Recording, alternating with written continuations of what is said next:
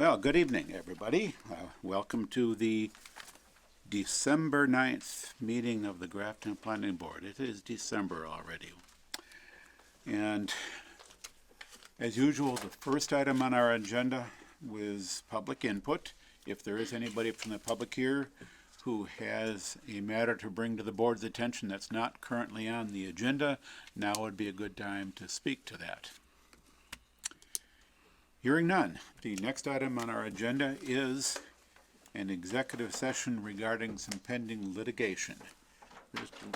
Chairman, I make a motion, I move that the board enter into executive session for the sole purpose of discussing strategy with respect to litigation, and will reconvene its regular meeting after the executive session. Second.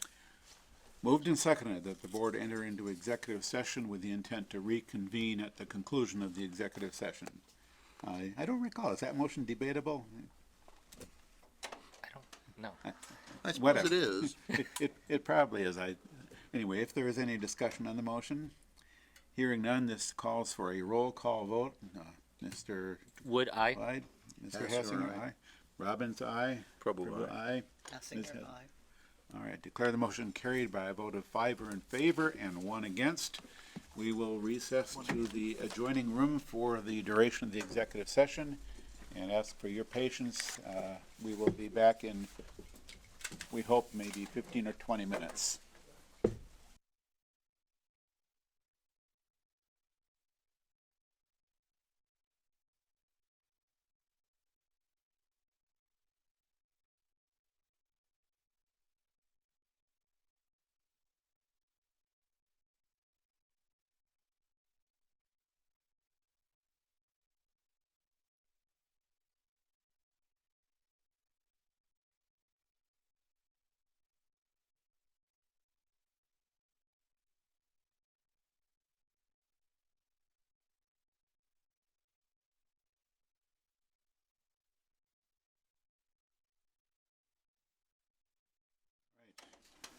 Having completed our executive session, we will resume our regular session. At this time, moving along on our agenda, under action items, our first action item is an approval not required plan, which I would like to defer to a little bit later in the meeting. It relates to one of the public hearings we have. The second action item, the draft decision for 11 Wheeler Road. The draft decision has not yet been completed by staff, so the board will take this up at a later time.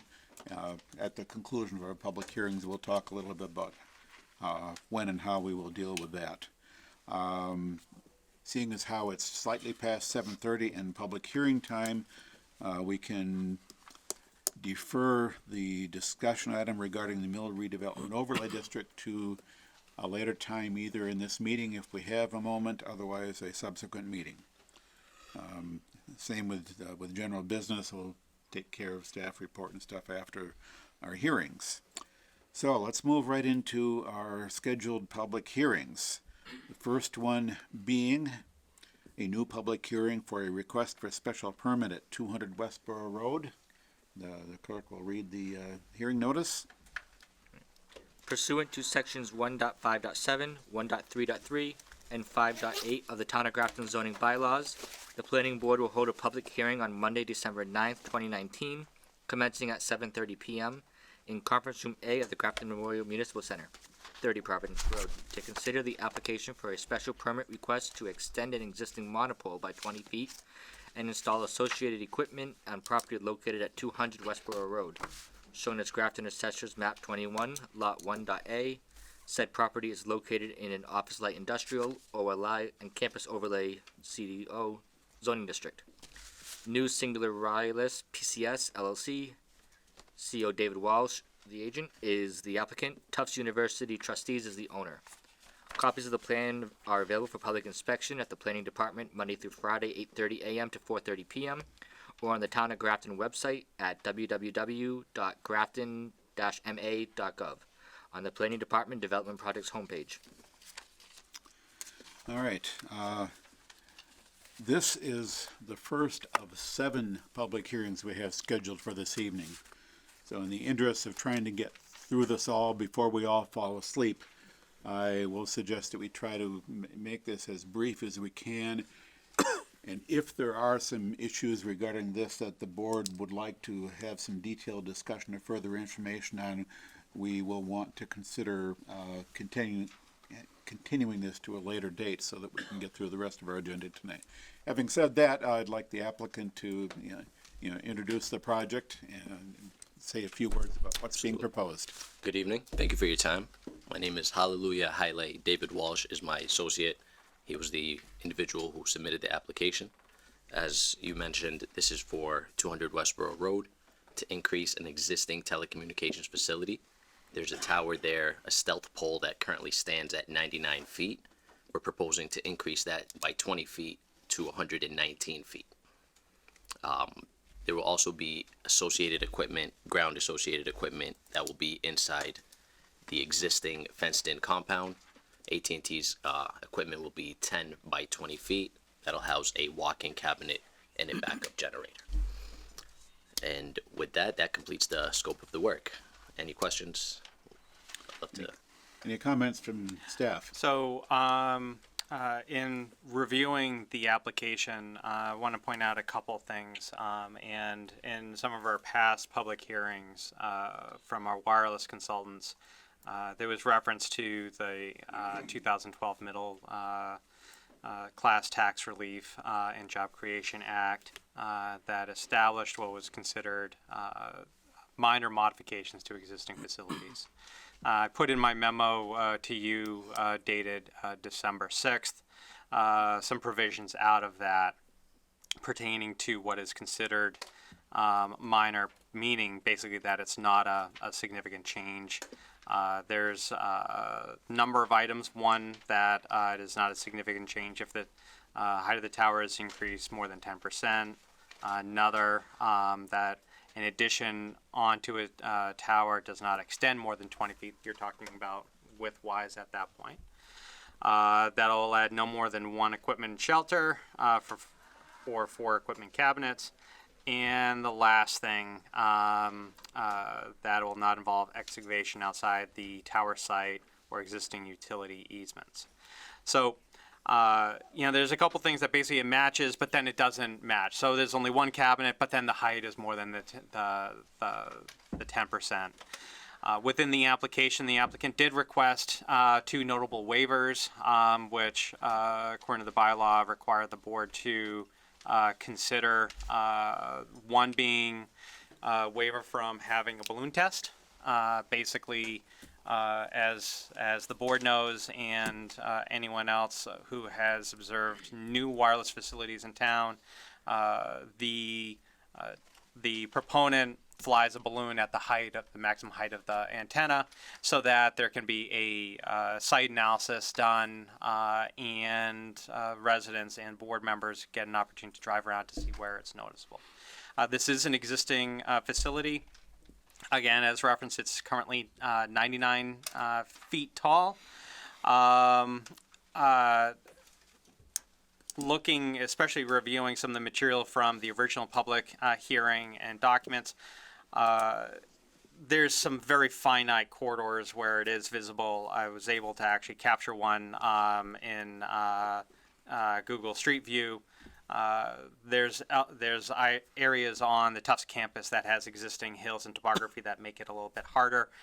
This at least would be an area where it would be more noticeable on what would be the western side of the campus from Route 30.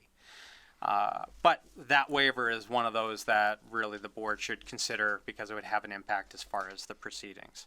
The second waiver is from having a stenographer. That is something with new hearings and all the testimony. Records get very complicated. Here, they requested a waiver, but again, that's something that the board could deny and require at a later date, have one attend. So those are the two things that really we'd have to get a handle on right now as far as collecting additional information for the hearing. I remember the original I was Yes. here for the original. As I recall, it was denied, went to court, came back for, Yeah, it was For remanded back to the consideration. court. It was remanded back to the board from the court. right. So there was sensitivity to the 99-foot tower, which I guess was it was a benefit versus adverse trade-off. It was the maps of the areas that were being covered were this is how long ago, but they were quite restricted, and there were in those days at least concerns about visibility from places like the Willard House, which is a very important cultural asset. More than 10% doesn't fall under the exception. Right. I think we have to do it as a hearing. It is published as a Well, hearing. I It's not- understand, but It's as a a real question whether or hearing. not you would want to grant those waivers, and if not, then we'd work with the applicant to set a date, have it advertised. It's a full public hearing. It's just that they waived those two provisions. Yeah, well, I have a procedural question on the balloon test that the applicant may be able to answer if you don't know this one, but in doing a balloon test for like extending a monopole, would it be tethered to the top of the existing monopole? The balloon? That would probably be it. So sometimes we fly a crane, set it to that height, and then take the balloon test from there. Okay. that's, we've had that a couple of times, and that's a whole lot more reliable than the balloons, the last balloon test we had. You know, and most of them we've had, the wind was blowing and the balloon is not where it should be. Yeah. Or at least everyone argues that it wasn't. So that is a helpful way to do it. That said, No one's gonna climb a 100-foot tower to hang a 20-foot balloon. I was not sure. Yeah. Although I don't think we've ever had that case. This may be the only stealth tower in town. Not possible. That is the, you know, Yeah. it's all within the, Exactly. 104 Creeper Which Hill, is the the one that was on the town land. That's is that stealth? No. no, it's not. No, It's that attached wasn't. to the outside. Yeah, this that's- is the only stealth. Of the towers that we've approved since I've been on. the They've all board, been a monopole, but Yeah. with the antenna arrays coming off the monopole. Exactly. If I can add to that, the reason why we are seeking a 20-foot extension and not a 10-foot extension is because it is an internal array. A normal monopole array carries 9 antennas. This, at each array, will only have 6. If that makes sense. So Yeah. it'll be 3 antennas at each.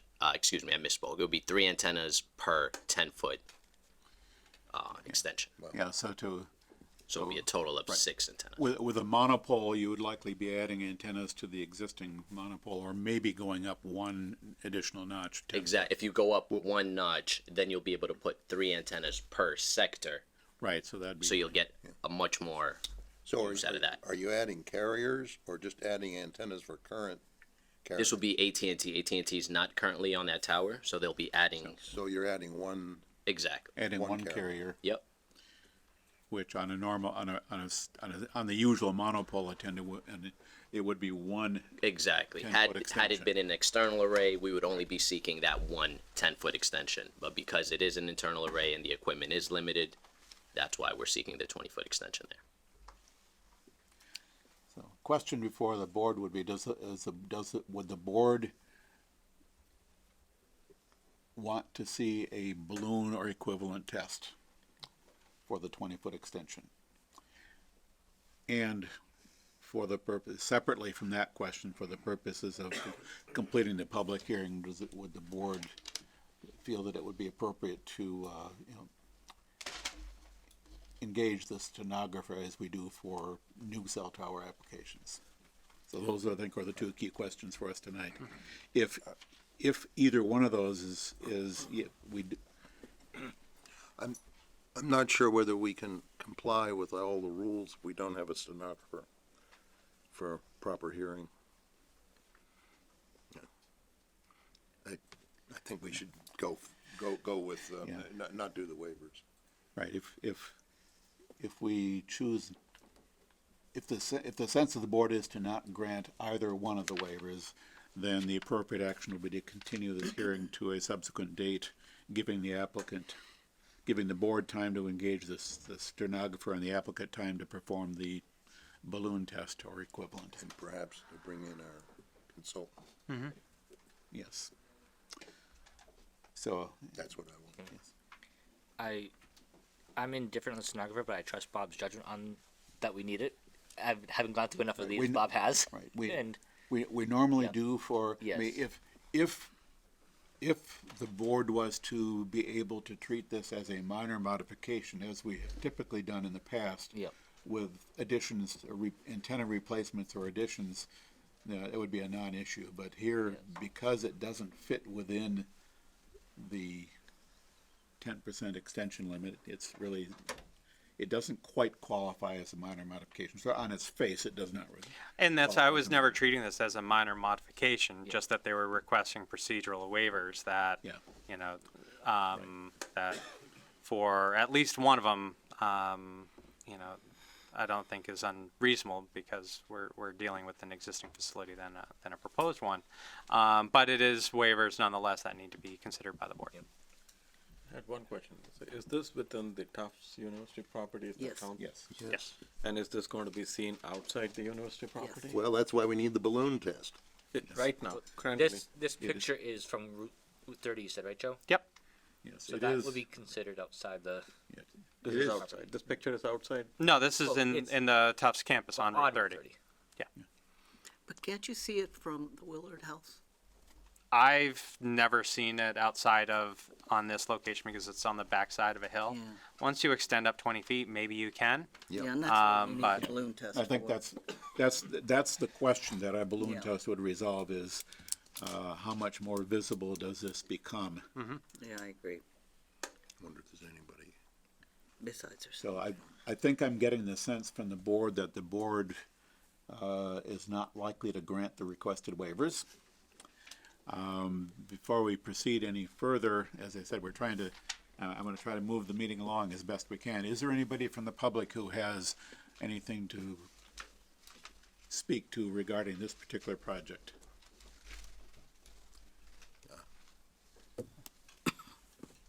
Hi, I'm Jean Poteet, here representing Tufts. We just had a question from our engineering director about whether this would be a 5G installation. And his concern was that the frequency at 5G is kind of it's untested or unknown with respect to the health benefits or deficits. So. Yeah, I think to phrase what I think the question is in a slightly different manner, is this proposed to be the millimeter wave 5G equipment at this time? No. Okay, because 5G is a little bit of an ambiguous term. A lot of people, 5G is the first service to propose using millimeter waves, but 5G also is it works on the currently used cellular frequency band. So, to 5G or not to 5G is less the question than with concerns about potential health effects. Another one, it's more the question of, is this going to be millimeter wave? And to my knowledge, millimeter wave is not likely to be used anytime soon in an area like Grafton, because it has very limited range and very limited reach. Great bandwidth, but short range. Well, it'd be good bandwidth for you. Okay, thank you very much. So if there's no other public comment, just before we identify a date for a continuance, would just want to get an idea from you as far as our next scheduled public hearing would be January 13th. So, we're talking about a month out. Would that be enough time for getting a balloon test between now and then? I believe so. And then also the radio frequency maps as well. Absolutely. okay. And then we'll call to verify the stenographer can attend for that hearing. Will we see plots of AT&T's current coverage? Absolutely. versus- I'll definitely have that available as well. That would be useful. Thank you. Right, so assuming the 13th is agreeable, we will shortly have in our hands a written request from the applicant for a continuation to January 13th, 2020. Just as a side note, while that's being prepared, I noticed that in the staff review report, it claims that the existing monopole was permitted next year. I caught that. Oh. Did I put a 1 in when it should have been a 0?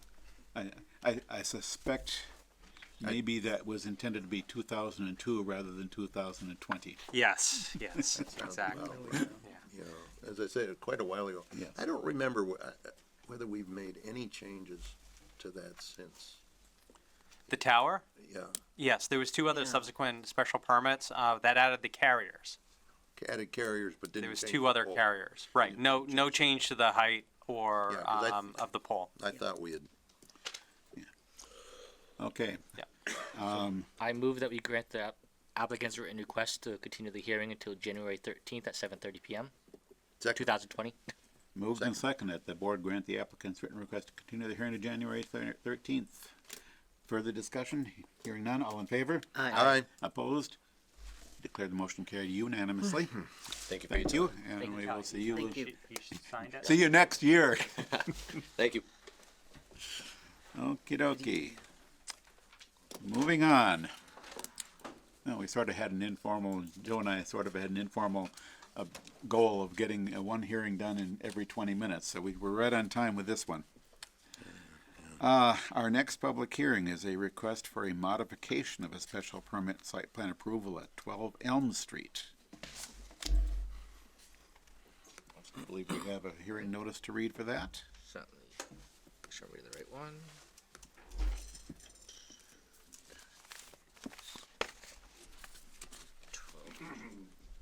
I had 34 in front of me. Fix that. Reduced. Too many sheets. Apologies. Does anyone want a copy of the full-size A&R Yeah. for this? Yeah, we do have one for 34 Elm Street. We have Next, 12, and then we have 30. Okay. 12 and 34 are two completely different, they're the same street, but two completely different projects. Did we have a legal notice for 12? There should be one. I'll read off.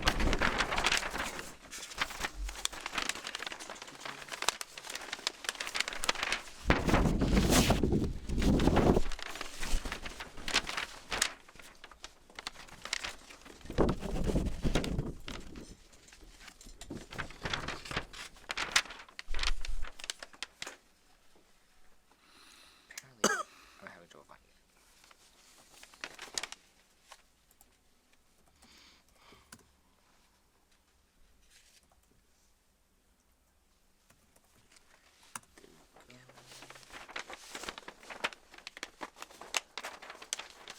Thanks for bearing with me.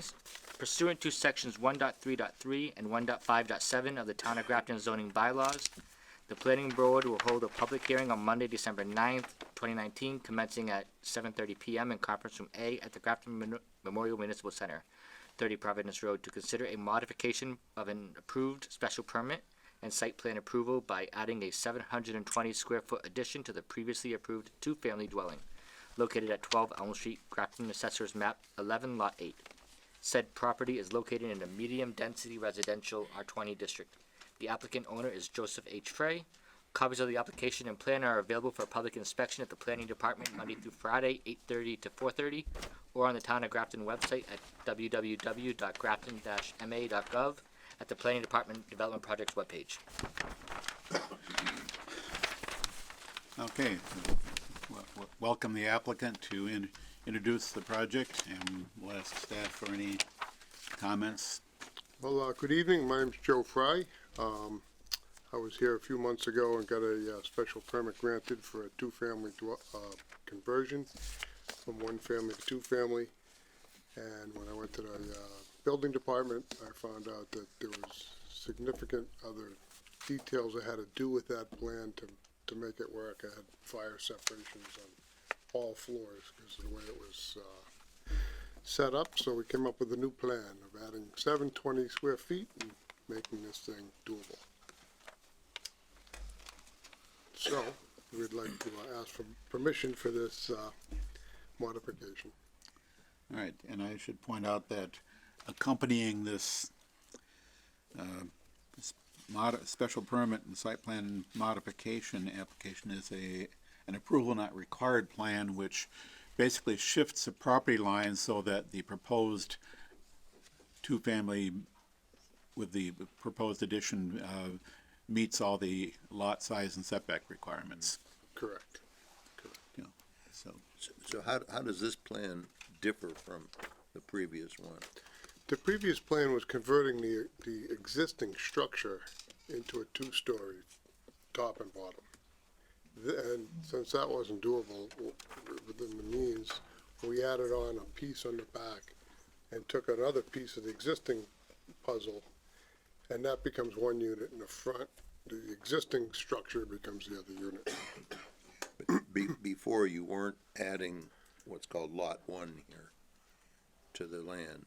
No, You were just within the I was within the, 7,634 I was square foot within the lot. footprint of the building, so I didn't have to really Right. to do anything at all in that department. So now that the applicant is now proposing to basically increase the footprint of the building, and that necessitates the expansion of the lot, as we can see. It's these setbacks here and here that it's having to accommodate.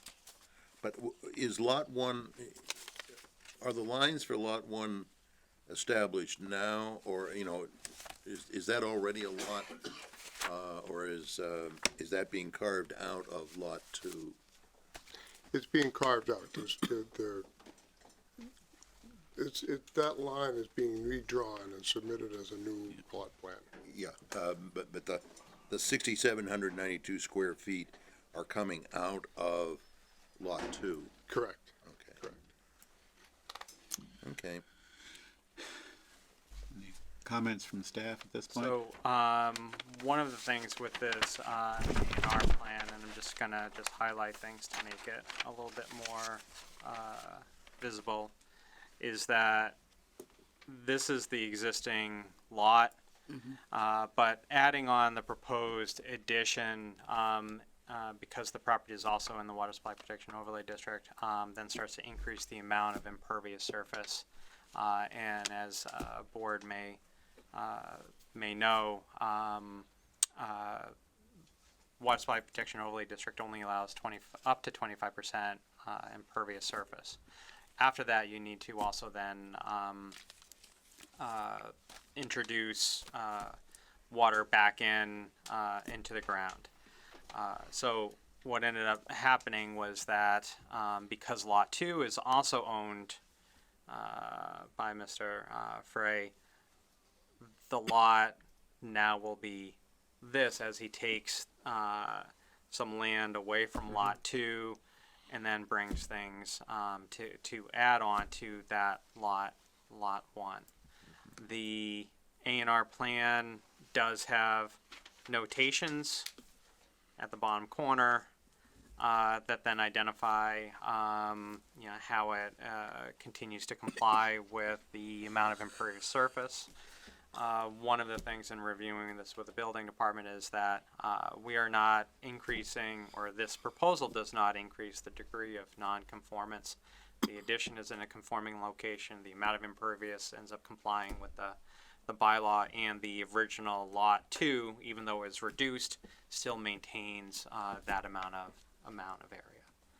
So this is treated as a modification of that original decision, because that decision, as Mr. Frey had identified, was originally going to separate out the two units within the structure. I was in conversations with Mr. Frey and the building inspector when the code requirements really became evident that this is a easier and more economical way of building those units, because it would have been extremely hard and costly to separate out two living units when they were on top of each other in an existing structure. The frontage is It's sort of funny because there's an angle point in the frontage. At some point, you have to ask how you measure frontage. In this case, I'm guessing it's okay, but, you could get to where a street was actually a right angle, and one street name, you'd be measuring frontage on two sides and try, you know, and we worked Yeah. on rules that said which one counts on a corner lot. Right. Yeah. It's funny, it's really not that much of a corner. Yeah, I'm It's kind just of a looking on rounded the plan. thing. But we did make the 125 on the frontage on that thing, so. Yeah, because we're measuring around. Yeah. It is interesting that they have it so angular versus when you're out there, it's a nice gentle curve around. Yeah, we don't have sketched in the paved area or something. Right. Okay. Well, I wonder if anybody has any comments. Any other questions or comments from the board? Nothing that comes to my mind right now. Any questions or comments from the public on this particular project? Hearing none, it sounds like we could perhaps close the public hearing, direct staff to draft a decision, and at some point also vote on the A and R. I move we close the hearing. Second. Moved and seconded that we close this public hearing. Any discussion of the motion? Hearing none, all in favor? Aye. Opposed? Declared motion carried unanimously. I move that we find approval is not required and authorize the planner to sign.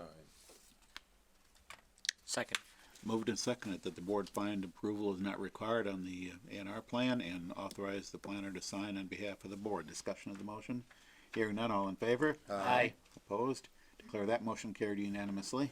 I move that we direct staff to prepare a draft decision for us to consider. Second. All right, moved and seconded that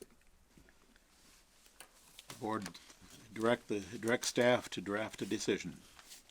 Discussion of the motion? Hearing none, all in favor? Aye. Opposed? Declare that motion carried unanimously.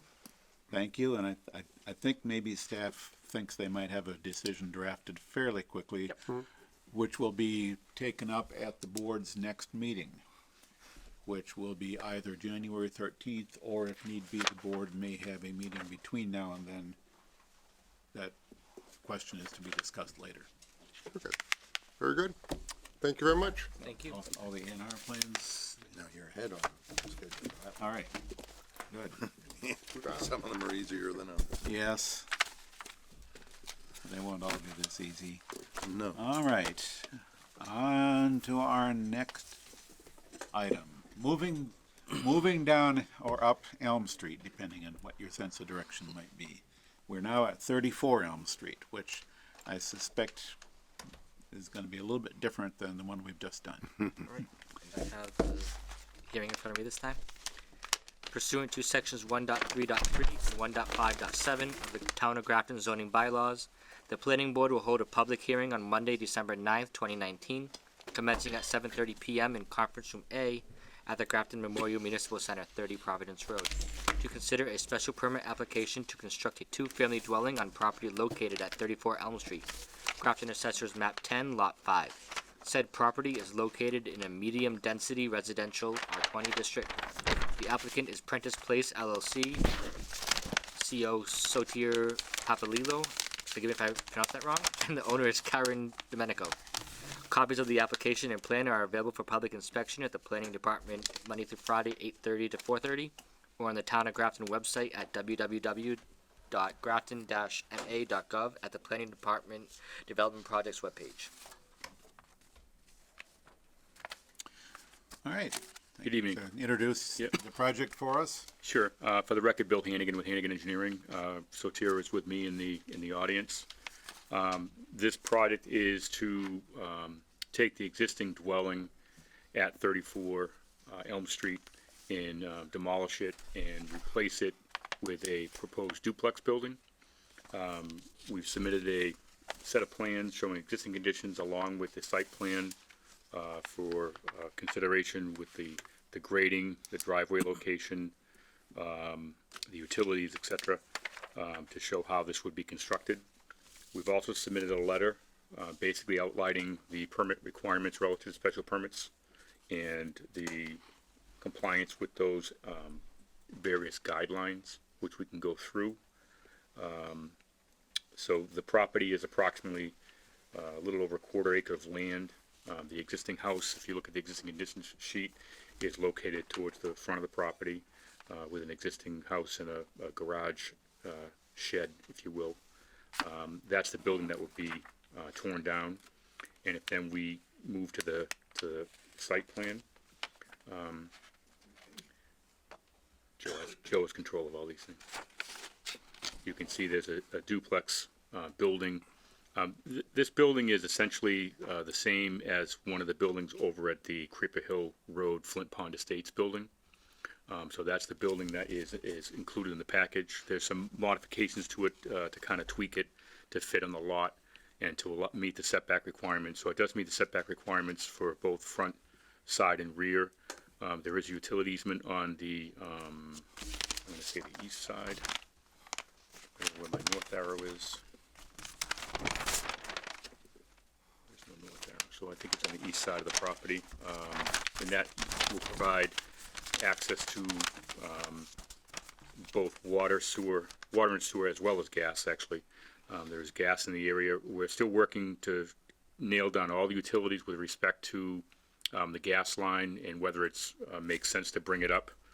We're under the understanding that the existing house has gas. We don't have the exact location of where that is, but if we have to bring up a larger gas service to feed the house, we probably would end up bringing up a system that's a little bit larger than what's out in the street right now. Same with the water line. Our understanding from the water department is that there's a spaghetti string of various water services from Shrewsbury Street up Elm Street. So that would be basically replaced with a main. The exact location of that is we're proposing to bring it in off the pavement. But as we get into the final construction, pre-construction with the water department, we'll have some better testing to do some ground penetrating radar to find out the exact location of all the other utilities in the area to make sure that we don't disturb anything. The sewer for the product would come out from the front of the houses, tying into a manhole, and then would be able to reach by gravity to the existing sewer line in Elm Street. So that's probably the simplest of the three utilities. The site layout and grading, in the letter, there's additional information to review special permits. Basically talking about parking. Each unit will have its own garage. There'll be a space on each side of the garage on the outside for additional parking. So if the residents park in the garage, then they could have a couple people over and still not have to park on the street. If they fill up their garage with stuff, which sometimes happens, then they'll at least have the 2 parking spaces on the outside of the building. The pedestrian traffic is not anticipated to be much greater than what is existing from the single-family house, because we're just adding 1 additional unit. This is all outlined within the letter. Under 5C, refuse collection will be accommodated by single user trash receptacles for each unit. So that would be basically the municipal municipal trash pickup for the property as currently exists. Relative to the impacts, it's not anticipated that this would be a negatively impactful use, considering the fact that there are other existing residential dwellings in the area. There are also other duplex and multifamily dwellings in the area as well. There's the residential lighting is expected to be typical of a residential home. No real spotlights anywhere, just the entry doors and lighting for the garage area in the front of the building, and some residential type lighting on the back side. There aren't going to be any lantern lightings proposed as part of the project. The lawn and landscape area, that's the requirements basically are that you have at least 25% unoccupied space. The calculations for the impervious area, which include the building and the garage, building, garage, and the driveways, is about 65.5%, thus in compliance with that section. The area behind the building has been graded in a gradual manner to allow additional open usable space. It will be approximately 2,300 square feet, which equates to approximately 1,150 square feet per unit, in excess of the required 1,000 square feet per unit within the bylaw. Once again, it's compatible with adjacent uses. Public and private water supplies, there are no public water supply uses on the property or private water supply. There's going to be municipal for both water and sewer. And it's outside the water supply protection overlay district, and it does not contain any historic, cultural, or scenic landscapes. So those are the general criteria that are typically discussed with the board on these projects. Within the application, we have a rendering of the building, which shows what it would be looking like from the front and side elevations. The floor plans have not been fully developed at this point in time, but that building is what is anticipated to be built on the property. And so with that, if there are any other questions, we'll be happy to answer them. Any comments from the staff to kick off the discussion? No, I had some email communications with Bob, asking, as far as we have a undersized lot, whether or not there's any additional approvals. This application is in front of the board, concurrence that this was the correct board, as determined by Dan Hill, attorney for the ZBA, as well as the building inspector. I don't have anything in writing for that. The lot, is pre-existing non-conforming. 1 and 2 families are permitted within this district. Of course, 2 families with the issuance of the special permit. It was not identified by the building inspector that any additional approvals were needed. So that's basically as far as how this ended up in front of the planning board.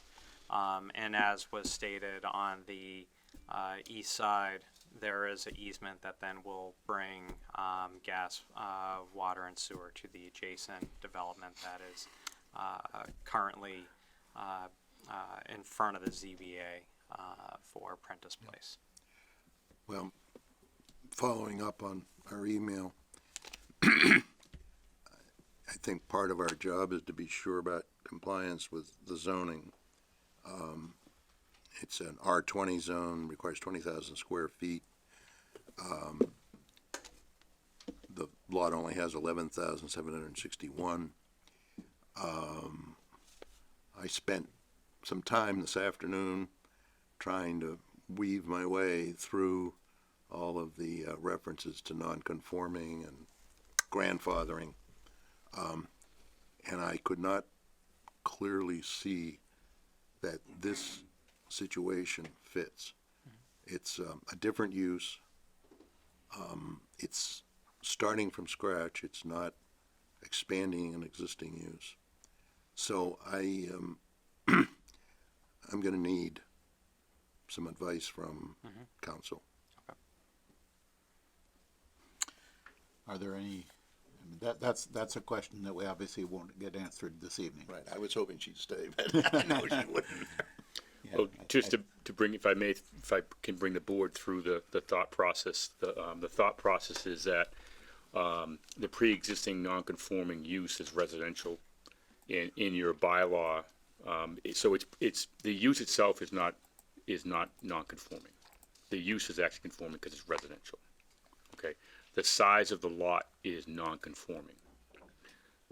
In the discussion that we had with Dan Hill was that since the board, or since the town has the provision within their zoning to allow a single-family use on a lot or a two-family use on a lot with a special permit, the provision for bringing it from a single family to a two-family is within the current zoning. I don't see, I need it to be explained to me.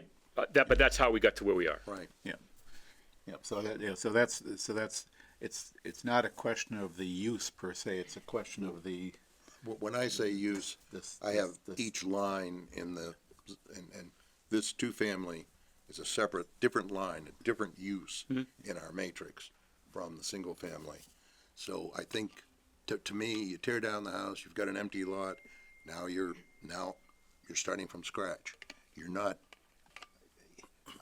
I haven't been able to find yet where in all of that stuff in our bylaw, and I haven't found it in the state law yet.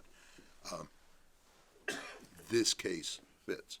Right. And I think, hopefully. I think clearly it would be prudent of the board to get that, Yeah.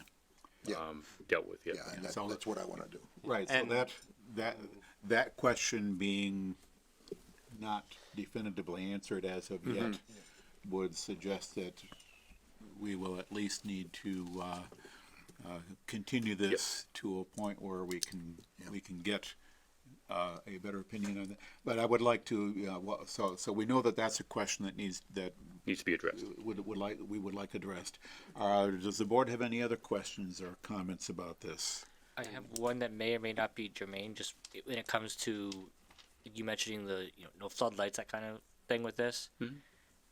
Is the occupants gonna be bound to the Prentice Place, like homeowners thing No. of anything? Was it? No. Okay. They're a completely separate, entity. And this has nothing to do with the 40B, Correct. except maybe that you're providing services Right, through an easement. That's just an easement use, yeah. Yeah, the utilities that will serve Prentice Place happen to be passing through this property by way of an easement. Right. Just to let you know, I did get a communication from Mr. Berger, and he stated, under the zoning act, section 48, section 6, this lot is protected as long as it has 7,500 square feet and 75 feet of frontage for 1 and 2 family. He said that we can write that up later and send it over to Ginny to review and provide to the Okay, board. good. Yeah, so we have some communication that suggests we're likely to have a satisfactory answer to that. We know So at least one person is watching the yes. meeting. He does that sometimes, especially I when he know. knows what's going on. Exactly. Yeah, that, he's citing state law. As I said, it's hard enough to get through. Law. Yeah. Is there any member of the public here this evening that would care to comment on this project? Yes, ma'am. I'm Stephanie, I'm the owner of 36. Yeah. If you would, come up to the podium so that our audience at home can hear you. I'm Stephanie, I'm the owner of 36 Elm. I had a question about the ledge that's running underneath our consecutive homes and how this project would affect what happens to the ledge that sits underneath our homes, The ledge? the ledge. We haven't gone up to site and done borings or anything like that, so we don't know exactly where it is. I would not be surprised if there is ledge out here, but whatever we have to do according to the building code and according to the fire department's requirements for ledge, that's what we'd be working with. I think that there is, if I'm not mistaken, I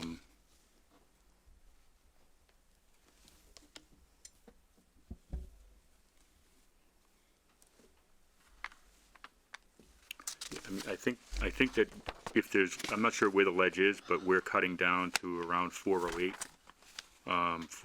From 408, I should say, down to 405. So in that area, it would have to be, dug out.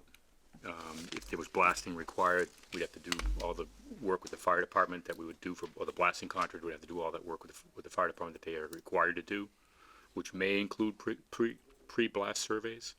But that's really beyond what we as a firm deal with. But that's up to the powers that be with respect to that. So would it be fair to say that at this point, you're not aware of ledge being close enough to the surface to have to deal with it, but you won't know that until We start digging. you start digging? Yeah, and a lot of the work that we do with projects of this size, we would probably use hammers to hammer it out versus blasting. because it's so tight. Yeah, this is a relatively small space and Right. close to neighbors. Do you have a number in front of you from the edge of the building closest to 36 to the property line on your end? I don't see that on my. Yeah, well, let's see. it's a 15-foot setback, and so the building's about 16 feet off the property line. Okay. On both sides, actually. Okay. So I mean, obviously we have to take care of that when we're dealing with that in the field, and we're aware of that with pretty much every project that we deal with, that there's ledge in this area. So that would be something that we will be dealing with through the building department and through the fire department. All right. Any other comments or questions from the public? Anything else from the board? It sounds like we basically have one issue outstanding and then one question that needs to be answered, fully and in writing. And other than that, there aren't any other open issues. I assume that it would be the board's preference to leave the public hearing open until this particular question is answered. Particularly because I think the input has to be on the record, so it has to. Yes, I was going to say that the answer to this question really needs to be on the record because the answer may affect the board's decision. And so, yes. Knowing that we would receive that in advance of the continued hearing, is it something that the board would want staff to prepare a draft? I think that would be helpful. So here again, this is not likely to be a continued public hearing is likely to be relatively brief. I would see no reason why we couldn't schedule that for the 13th of January.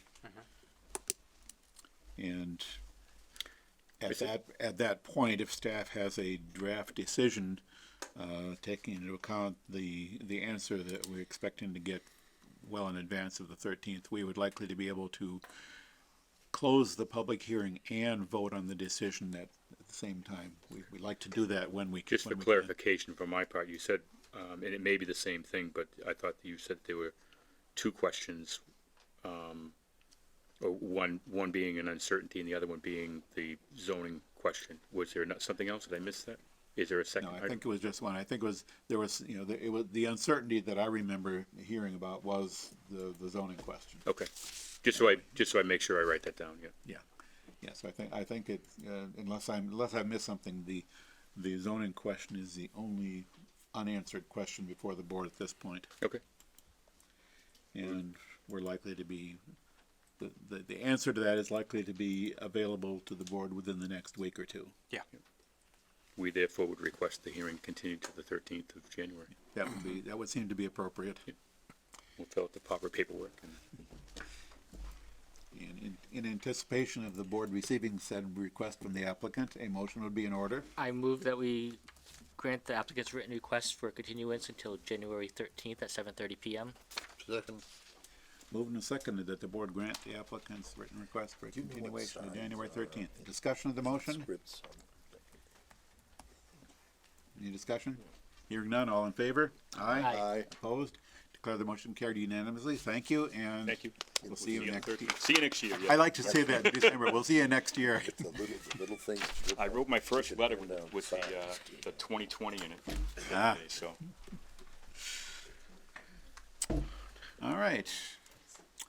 Our Cranking on, man. next item is a request for a modification of the special permit that the board issued approximately 2 years ago at 8 Millennium Drive. The Grafton Now, Planning was it 2 years ago? The Grafton Planning Board will hold a public hearing on Monday, December 9th, 2019, commencing at 7:30 p.m. in Conference Room A at the Grafton Memorial Municipal Center, 30 Providence Road, Grafton, Mass. To consider an application for modification of a special permit, SP 2017-5.1, for a second one-year extension, and the modification of special permit 2017-5 to include cultivation, processing, and manufacturing of adult-use marijuana on property located at 8 Millennium Drive, as shown on Grafton Assessors Map 5, Lot 1.J. Said property is located in an office light industrial or light zoning district. The applicant owner is Valiant Enterprises LLC.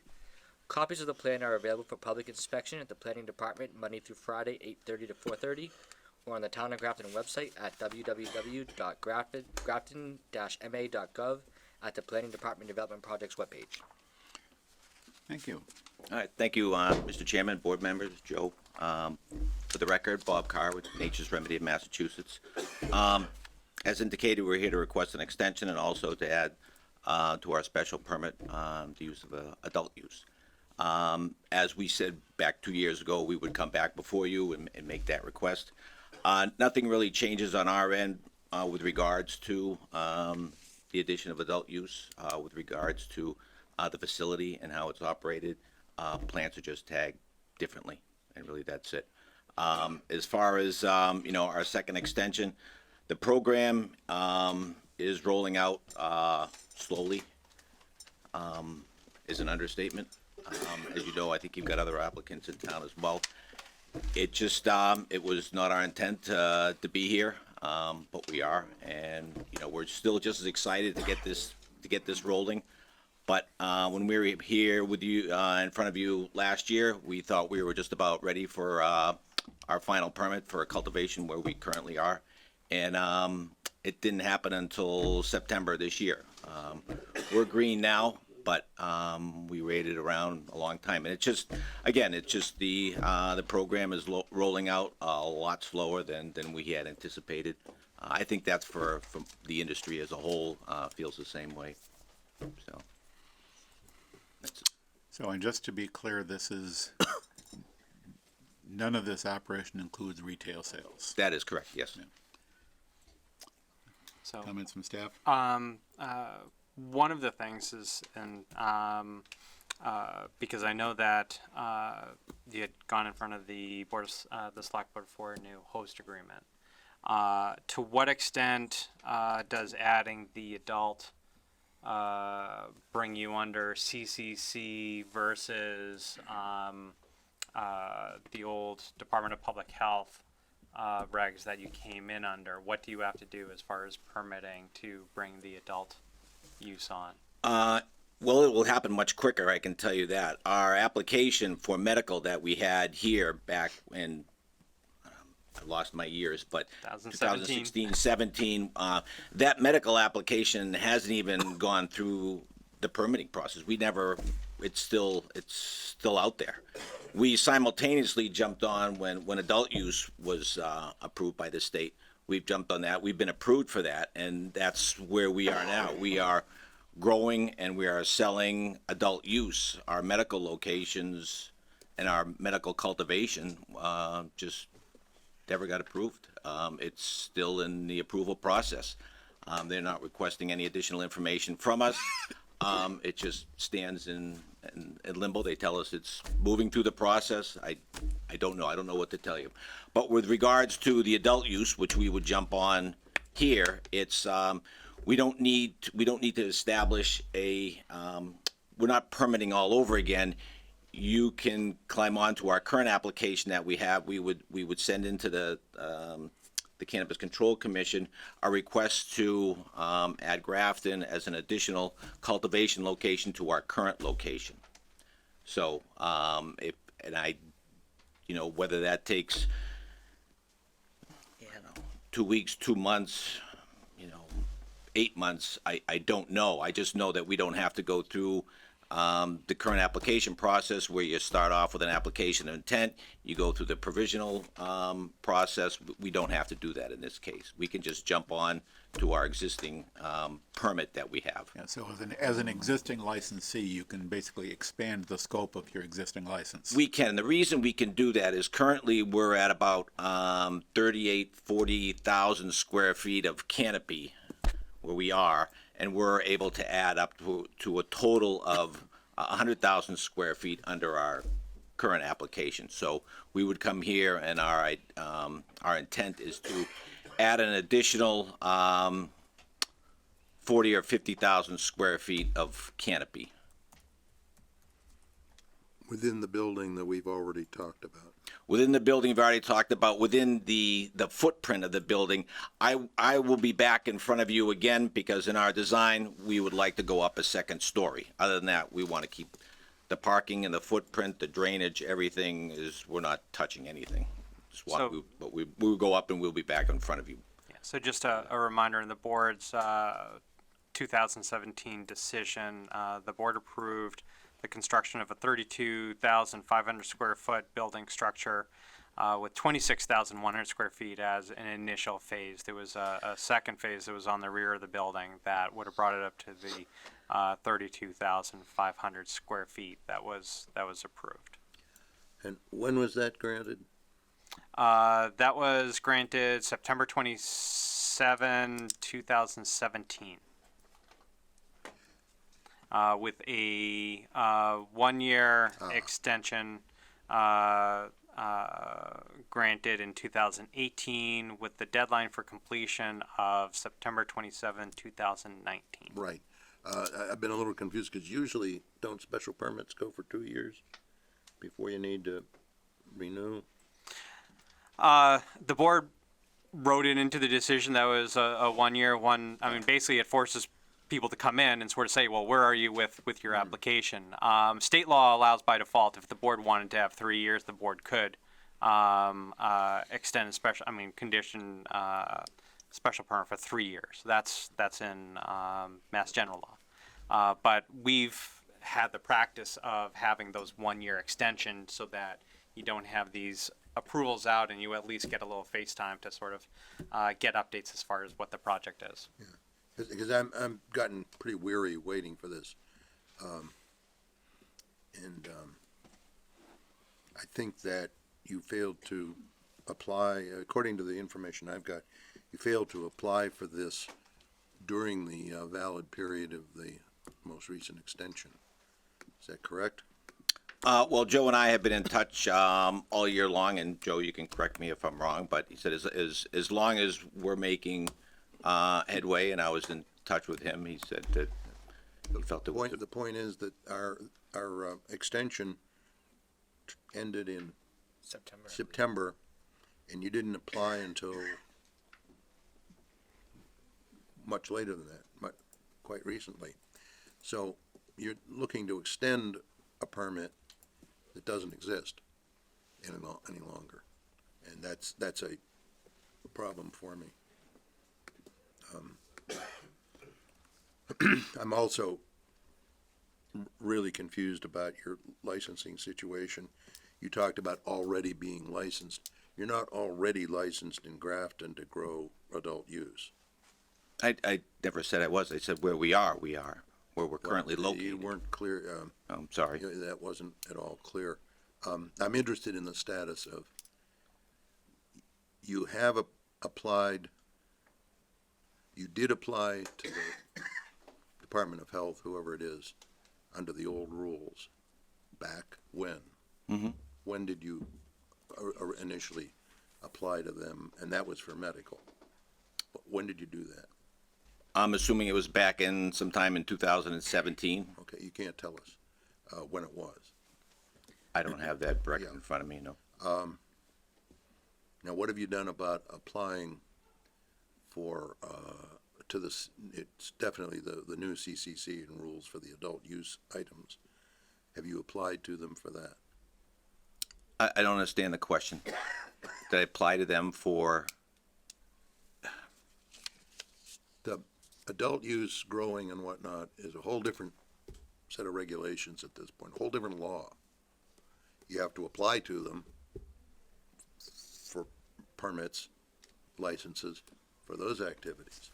Have you applied to them? For where we're currently located, yes. No, for Grafton. We're waiting till we get our permits in place right now to be able to move forward with that. So no, we have not applied for to add Grafton onto our application or our permit. We have not made that application yet. We are ready to make it. We want to know that we're good to go here in this forum before we do that. So you see, I'm not real pleased with how long this is taking and That isn't. the full commitment to get it done and get it done in a timely way here in Grafton. I'm not sure that that's the applicant's fault entirely. What? The delay that's happened. I don't know. It sounds like it's more at the state level. The health. That's longer than I've heard any medical taking, so. Well, if I may divert a little bit, do you currently own the property the location is going on, or have an existing lease that you're paying on to have this property? We own it. We purchased it as a result of this. And I will say this, as far in, from January, when the CCC and the DPH merged back in December, since then, it was about at least 6 months before any medical permitting was approved of any type. And then since then, maybe 3 items on the medical part have been approved, and that's it. That's the only activity that's taken place. Gotta be able to drive up to Worcester now, to Union Station, and I'm sorry? chat with them. They moved. Yeah, right. Yeah, the Oh, CCC exactly. is If you- almost right here now. Yeah, they moved into the space that I used to go to for CMRPC. Any other questions from the board? What exactly is the ask right now then? What's what? I'm confused with what is the ask? What are you expecting out of, what's the request for the permit here, or is there a request? They're looking for an extension. An extension and an addition, Yes, it's two. because we very definitely discussed originally about not moving to adult use. The rules were unknown back, in fact, I'm not sure whether the state had voted, but anyway, it was an open question what would happen about that when you were originally here, and there was a commitment, I think both to us and the selectmen, that be back if you got to a point where you did want to add adult Yeah, use. that is my recollection as well, that in 2017, the voters had just passed in 2016, the fall of 2016, they had passed the referendum to legalize adult use marijuana. But all of our discussions with you folks at the time, we were looking strictly at medical marijuana. Because that's the only thing they want. Correct. Yeah, you were focused on medical marijuana. You know, I think we all understood that adult use was something in the future that if, and to the best of my recollection, we wrote this into the special Yeah. permit, Yeah. that if at some point in the future you were to get into the adult use marijuana business, you would be back before us. Guess what? You're here for that. So one other additional question I have is, Sure. all the medical you grow, and if we approve and you get licensed, all the adult use that you grow, is that going to be strictly used in your own businesses in other towns for sale, or is that going to be also sold to other marijuana businesses that are selling as well? We'll be in the wholesale business as well as our distributing to our own retail. And our own retail, we're only allowed 3 retails. Yes. We have those established. My recollection back at the beginning was that there was a potential sales. You were a little unclear, but you were looking at medical sales as in part of the building. We were, yes. Yes. So that'll be off the books with whatever we do That's correct. for both medical and. Yeah, it's my understanding that the applicant has, and in fact, I think maybe this was mentioned the last time we extended the permit, that your intention at the time was not to include a retail component. Right, I think because the town has gone and you've rezoned some areas, and I think that's the hope is to get it somewhere more in the retail areas. Yeah, But in any case, what's currently proposed, I believe, does not include retail. That's my point correct. is that I think our decision needs to be clear about all that. Yeah, the decision certainly needs to reflect what is currently being proposed rather than what was being proposed Right. 2+ years ago. Yeah, there'll be Things have changed. no sales of either kind So, being approved by this. So do we know if it's adult use as an addition, should that go to the select board instead of coming back before it comes They've back? already signed a revised host agreement with the select board. Okay, this is subsequent to that. Well, actually, before it was a letter of non-opposition. Yeah, initially- This time it's a host agreement. That's right. Yeah, exactly. Well, I do, no, well, last time it was a letter of non-opposition, as you stated, but then shortly thereafter, there was a community host agreement for medical. yes, That was put I together do then. recall Yeah. there having been a host agreement for medical, but. It was. Different, in a sense, different than the current regime of host agreements. Completely In different. practice, not Yeah. really, but Right. technically, it's technically not quite the same thing Right. 2 years ago as it is now. Correct. Any other questions or comments from the board? Any member of the public wish to speak to this with questions or comments? Are there, hearing none, are there any issues that the board feels need to be resolved before we can close the hearing? Any additional documentation we need? Yeah, I wanna, I just want to be able to feel comfortable about accepting an application after expiration of the permit. And that's where, I mean, one of the things that we are able to do is reference the discussions and the signed host agreement with the Board of Selectmen, at least as far as supporting not having a precedent of just delaying that. We can We've been tie it to a process. we've been talking about precedents, right? Yes. And setting precedents and not wanting to set precedents that could be problematic. I don't see this one though in the same Yeah. light. Part of the problem is not the applicant's problem. Part of the problem is the way the state works. I Well- do agree, they should have come back before September, but Yes, as a general rule, we would expect an extension to be requested prior to expiration of the current permit. I think it's probably a fair question as to, how best we deal with this particular situation in which the extension request did not come in until after the permit had actually expired. Is there a way to discuss it, to write about it, to write a decision such that, we can kind of somehow close that gap? And that was my only concern as well, so. If there are emails or other appropriate records of dialogue before the expiration of the previous approval Emails that follow up to phone calls about it. yes. that are you have dated them? before the expiration, that would be helpful. Yeah, Yes, and so in other words, if we can have some documentation on the record that shows, good faith efforts to deal with this, that would effectively cover that gap. That again suggests that we want to keep the record open on this hearing until we can come up with such documentation and/or, any additional documentation that would shed some light on that.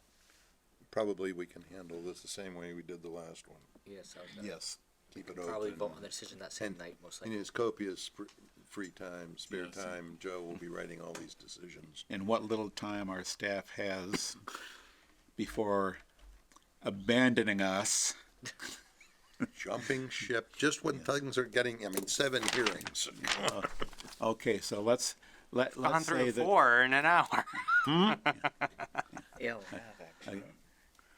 again, it sounds like this is something we could punt to January 13th, at which time we could expect to close the hearing and vote on a decision. Yeah. So if the applicant is willing to sign a written request to continue this hearing to January 13th. I'm sure the board would be happy to grant said request and direct staff to begin working on a decision, as well as direct staff to be acquiring the necessary documentation. Okay, thank you. You know, also, if you have any documentation, you might want to pass it on to Joe. I will. I'll look to see if I've got any written correspondence. back Yeah, and forth. you can work with Joe as necessary to make sure that we have sufficient documentation to support whatever decision the board is ultimately going to come up with. Sure. Okay. It sounds like we're basically looking for a way to move this forward. Yeah. So, would there be a motion? I'll move that we grant the applicant's written request to continue the hearing till January 13th at 7:30 p.m. Second. and direct staff jump the gun and direct staff to draft a decision and gather the necessary documentation. Second. All right, moved and seconded. Continue to the 13th and direct staff to get working on a decision. Yep. And have you got the paperwork yet for the continuation? I hope she has a good stack of forms. Yes. All right. Any further discussion on the motion? Hearing none, all in favor? Aye. Aye. Opposed? Declare the motion carried unanimously. Thank you. We're giving staff more work here. We're gonna get as much as we can out of Joe before you Oh, go yes. on. All righty, we have our next hearing is another new hearing, a request for a special permit and site plan approval at 20 Milford Road. Pursuant to sections 1.3.3 and 1.5.7 of the Town of Grafton zoning bylaws, the planning board will hold a public hearing on Monday, December 9th, 2019, commencing at 7:30 p.m. in Conference Room A at the Grafton Memorial Municipal Center, 30 Providence Road, Mass, to consider an application for special permit and site plan approval for an automotive repair facility on property located at 20 Milford Road and shown as Grafton Assessors Map 131, Lot 20. Said property is located in an office light industrial or Raleigh zoning district. The applicant is J. White's Automotive LLC. The owner is Richmond Properties Incorporated. Copies of the plan are available for public inspection at the Planning Department Monday through Friday, 8:30 to 4:30, or on the Town of Grafton website at www.grafton-ma.gov at the Planning Department Development Projects webpage. Dash, not dot. Whatever. All right. Have it in deep. Let's see, ask the applicant to They introduce watch the this movie, project. so figure it out. Thank you. I'm Shirley Warren. I'm the managing partner of J. White's Automotive, and presently we have an offer to purchase 20 Milford Road in Grafton, where we hope to house our boutique automotive repair facility. We're not a typical automotive repair facility in that we don't do quick lube. We don't advertise for high volume. We're a specialty automotive repair. This is one of our restorations pictured here, and I took that picture. It's not a stock photo. Pretty proud of the job. The next slide just shows some of the offerings that we do. Currently, I'm housing quite a few vehicles that come from Nantucket, Martha's Vineyard, and most recently Bermuda, where we'll house the vehicles over the winter months while we refurbish them for use for people's summer homes. So that's part of what we do. However, if you do want your brakes done, or you do want an oil change, and you're my neighbor, or I've known you for years, come in. We're not snobs. We will help you. I pictured some of the things that we do so that you can get just an idea of the type of vehicles that would be coming into town. More often than not, I don't even meet my customers. I talk to them on the phone, or I talk to their estate managers, or personal assistants. We're not a high traffic shop. The average car count in our shop is 5 a day, and that includes our state inspections. Typically, we've kind of gotten the reputation that if you want a shop that's going to go easy on something that might not pass a state inspection, don't go to J. White's. We're not a high volume, and we're definitely by the books. We're a family business. I live 3 miles from the location with my husband. My business manager of 13 years lives less than 3 miles away from the location. My brother-in-law, who's our state inspector and shop assistant, also lives within 4 miles. My farthest commuter comes from Norwood. He loves his job enough to say yes, he'd come to Grafton if we're granted the special permit. Could I answer any questions for you? So, from staff's perspective, because we met with the applicant and development team, and one of the things is that our zoning bylaw basically just categorizes everything into one big pile. So, a Jiffy Lube is then the same use as this business that then specializes in restoration. So, tried to at least provide recommendations to the applicants to be able to really identify what their business is, to make a little bit of a distinction from a high volume auto repair business. Within the application, it did identify that there's no auto body work that would be done off-site at other locations to be contracted out. That is a question that I got from a telephone comment asking for more information about it. The existing facility on 20 Milford Road, you have the existing building. Working with the building inspector, we identified that there needed to be about 33 cars that were identified on site. That was provided on the parking plan. In the top right corner, there was a handwritten. Who wrote that? I'm sorry, what? Who wrote that? Shoot. Managing partner? Yeah, well, On review with the building inspector and myself, because there is division as far as you have office space, you have waiting space, you have then some of the storage, and that's broken down in the calculation. I informed Shirley that I'd expect a condition that this is formalized and printed out as part of the approved plan. And they acknowledged it, just didn't want to have the surveyor plot it to then have some additional changes and then go back again to print the Mylar. So, but that this would be a condition to finalize that drawing on as a condition of the decision. yeah, because both what's online for us and this that we got Came out a little late. are useless. A blown up version is in the application packet that then is more readable. I have no idea. I tried. It's the information is even screened back, so it's not even solid in the file that we have. I am curious about painting. When you say body work, does that include painting? We don't paint in our facility. We have subcontractors that do our painting. There's a lot of Land Rovers in the pictures. A lot of Land Rovers, Land Cruisers, and Jeeps. Based on some of the other comments, more for Joe, question. The laundry place that is currently there that's closed, correct? No, I was informed that it is actually operational. I thought it had been, but then I was informed that it is still operational.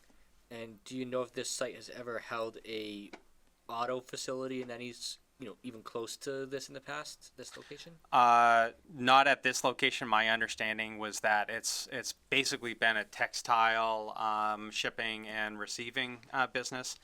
There is a loading dock. There are trailers that are currently on the site towards the back of the building that the applicant stated that they would be cleaning up the site as part of their taking ownership of that. I wondered about that because looking online, it looked to me like the town has it as dating back to '67, which is quite a ways back, and in some of the material that was included for us, there was a quite substantial electric service and something mention of a crane.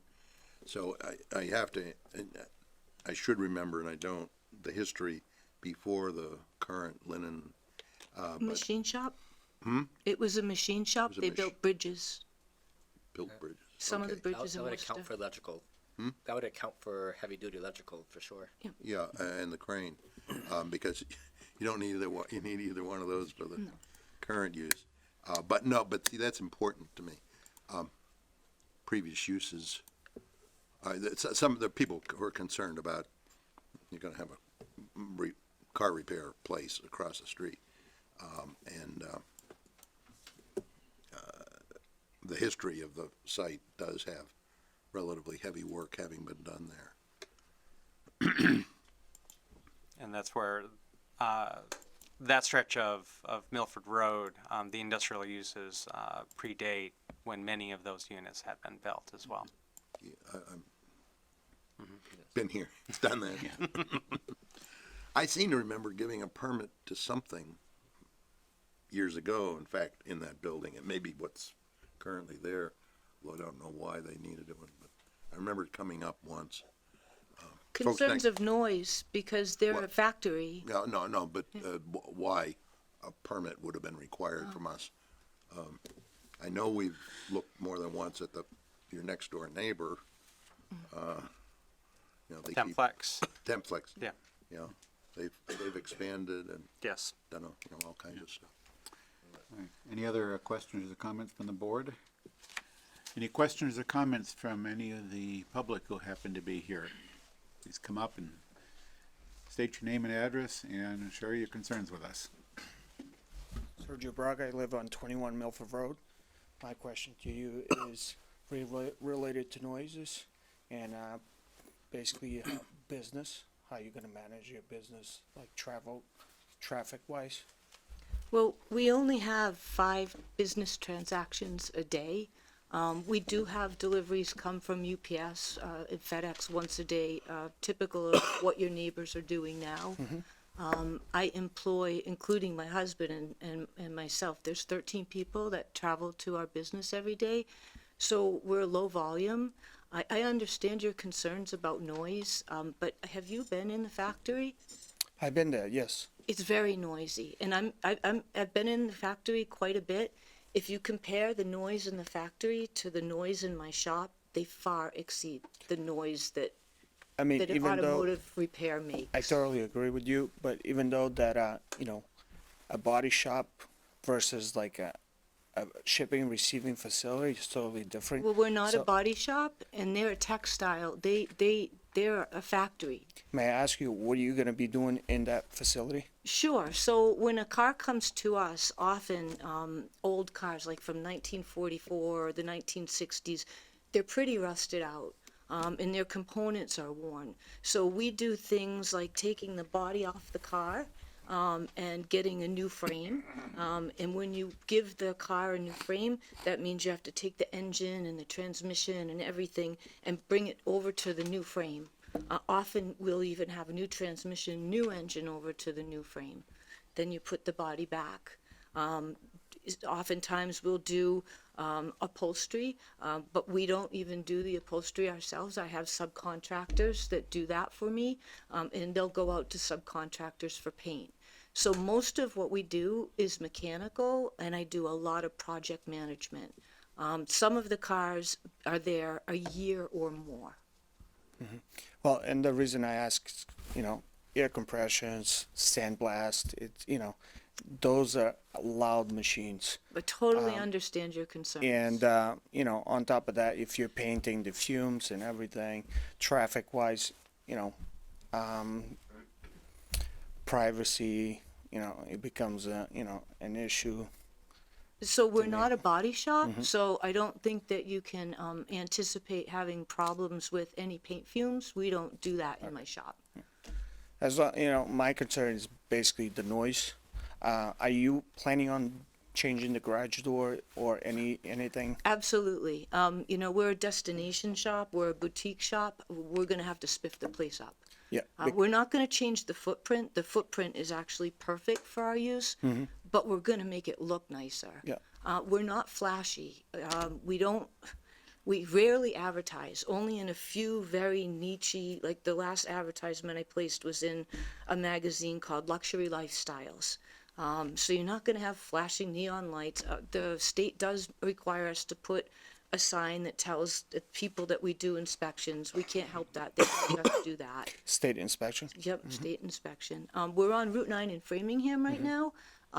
It has a little more volume than Milford Street in Grafton, and even though we're in front of Staples Corporate, across the street from Genzyme Corporate, Cumberland Farm Corporate, even though we're in that crazy busy location, I only have 5 transactions a day. That includes my state inspections. We're very low volume. I can't see it increasing on Milford Road in Grafton. All right. Can I answer any more questions for you? At the moment, I think I'm okay. Okay. I mean, just the concerns, the noise, and basically. I would have the same Proper. concerns if Yep. a business was moving in across the street from me. Okay. And I'm happy that you're voicing them. I mean, I have a young family as myself, just bought the house.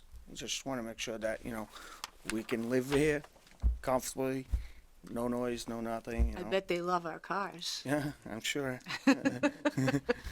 They'll be out there car watching. Oh, they might even get a ride, you never know. All right, thanks. Great, thank you. So you're relocating? This isn't like a second, We want to hide from people. It's like a museum being on Route 9 in Framingham. People come in and say to me, I had time to kill. And I say, whose time? They want to see the cars. It is a fun place, and it's it's history and it's excitement. But we really want to be a very quiet, sleepy destination where if you're not looking for us, you almost don't know we're there. yeah, I don't, it's been a long time since I was in Framingham a whole lot. I'm trying to picture exactly. The old Saab building, or you might remember Sort of almost like a Gaston Andre. chalet. Oh, Gaston Yeah, Andre. that's the building we're in. It's very dysfunctional for us. But What they did to my Saab, I don't want to talk about. All right. Any other questions or comments from the public? Any other questions or comments from the board? I just have one question. Is it currently, you said it's linen, is it actually a weaving facility? they do, it's beautiful in there as far as the history. Some of the machines are from the 1940s, maybe even older, and they're all running and they're all weaving fabric that's commissioned. And the thing they're proudest of is they weave fabric for burn victims. And so the fabric has 2 layers, and you put a gel in between the layers, and they're helping people regrow their skin. Are they moving? They're downsizing. They're older, and they're moving to a Woonsocket. Hopefully, they're waiting to sell their building till they can do that. But before they go, do go take a look, because it's pretty special in there. It's Weaving the facility- Industrial Revolution alive. Weaving facilities are notoriously noisy. Very I'm a noisy. weaver. It's not. Yeah, it's not as noisy. Like our shop would never be as noisy as what's going on in there now. Zap. Oh, yeah. If they have very many looms running, I worked for people who were trying to quiet looms for Draper, who made them. Yeah. Very, very noisy. You have to. Okay. Anything else before the board? My only comment is reading the application package, I didn't realize that you were going to actually be spiffing up the exterior, and hearing that's a benefit for the way that exterior looks right now. So, just wanted to Okay. say that. It sounds like if there are no items I- left to be documented, a motion to close might I be in had order. one question. Yes. Outside the 3 that you mentioned who are local to Grafton, anyone else who would you be employing anyone else from Grafton? Well, there'll be one other employee that I plan on hiring. He lives in Milford, and he recently visited my shop on Veterans Day with our 98-year-old sandblaster from Upton, who is a World War II vet. And he told me he was looking for a job. So I plan on hiring him 10 hours a week just to give customers rides or do my errands, basically to say thank you for your service, and I'd be proud to give him a job. Okay. I move we close the public hearing and direct staff to draft a decision Second. under discussion. Like, if we can put anything in there about sensitivity to the neighbors, it would be good. All right. Moved and seconded. Any further discussion? Hearing none, all in favor? Aye. Opposed? Declared motion carried unanimously. Thank you. Expect that the board will be voting on the decision on January 13th, which is our next regularly scheduled meeting. See you next year. Yes, next year. Thank you for your time. Yeah, thank you, and thank you and the public for sharing your thoughts with us. All righty. So, our next public hearing is for 155 Main Street. Pursuant to sections 1.3.3 of the Grafton zoning bylaws, the planning board will hold a public hearing on Monday, December 9th, 2019, commencing at 7:30 p.m. in Conference Room A at the Grafton Memorial Municipal Center, 30 Providence Road, Grafton, Mass.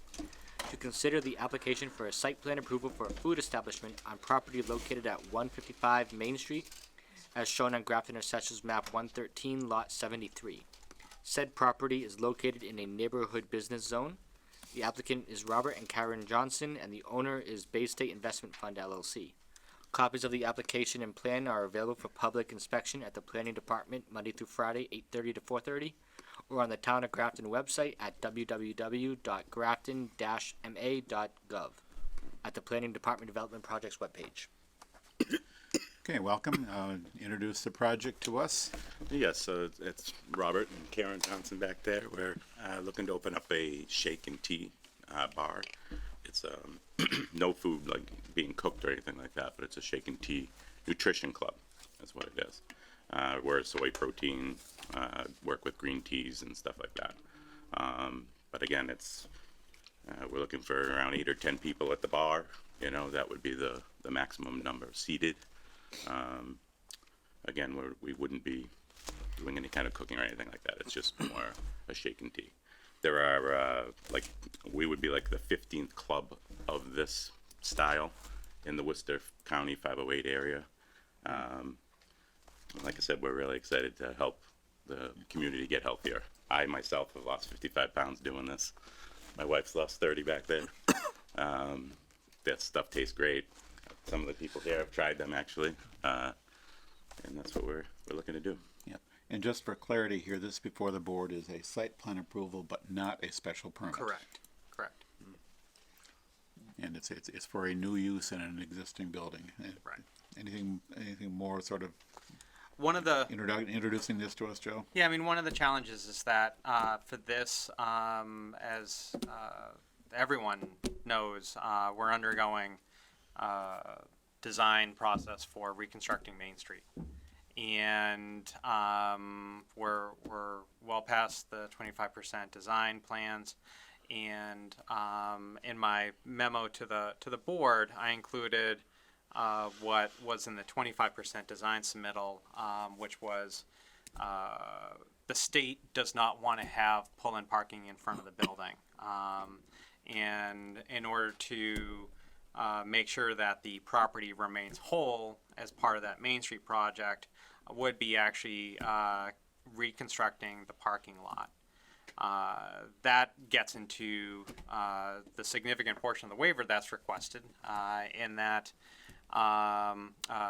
waiver from doing a existing conditions site plan, because of the fact that the state has already moved forward design plans for reconstructing that, and in their plans they also identify what is there existing. So in talking with the applicant as well as the property owner, and previously last year before the applicants had, maybe you talked to them, but at least we hadn't talked. I had to get sign off from the property owner prior to that 25 design plan to make sure that he was on board with the proposed changes before we could have that 25% hearing, which was coming up on a year ago. So that's one of the things that at least is a little unique. When you're dealing with site plan review, you're talking about a use that's deemed permitted, but making sure that the site can handle traffic, parking, not create any conflicts. The thing that's challenging here is that the state's going to come back in 2 years, fingers crossed, knock on wood, and redo this whole section. So of course the applicants had requested a waiver, since it basically would be to capture what was there on the site in the existing condition, would basically be thrown away from a financial standpoint. and because we have then those 25% design plans from the state. How does the adequacy of the current parking look? Knowing how the state, having been following that project for years, I don't know, you know, They're going to be one of these years it's going to get built. right, right. Probably. But so it's going to go on for some fair while with the current parking arrangement. And I'm just interested in. So, looking at, and in my memo, I provided just some information as far as what the existing uses are, and then the sites on the parking spaces on the plan. There's 13 parking spaces that are identified, and that's not including this sort of one right back here, which really is what's used for the tenant on the first floor. Reason why the state is coming in to redesign this is that they do not want cars backing up onto Main Street. That's why you have this plan with a single access in and parking that then is separated from the traveled way. This is a requirement of going through that tip process. Looking at the site, what? Okay, let's spin back around. There's currently one handicap parking space, and you have what is essentially a ramp over here that provides access. When the state comes in, they're going to be improving everything and having more compliant handicap accessibility. So that basically is it in a nutshell. We did review the business proposal with the building department. That's where we identified in my memo the number of parking spaces that would be required, and I broke them out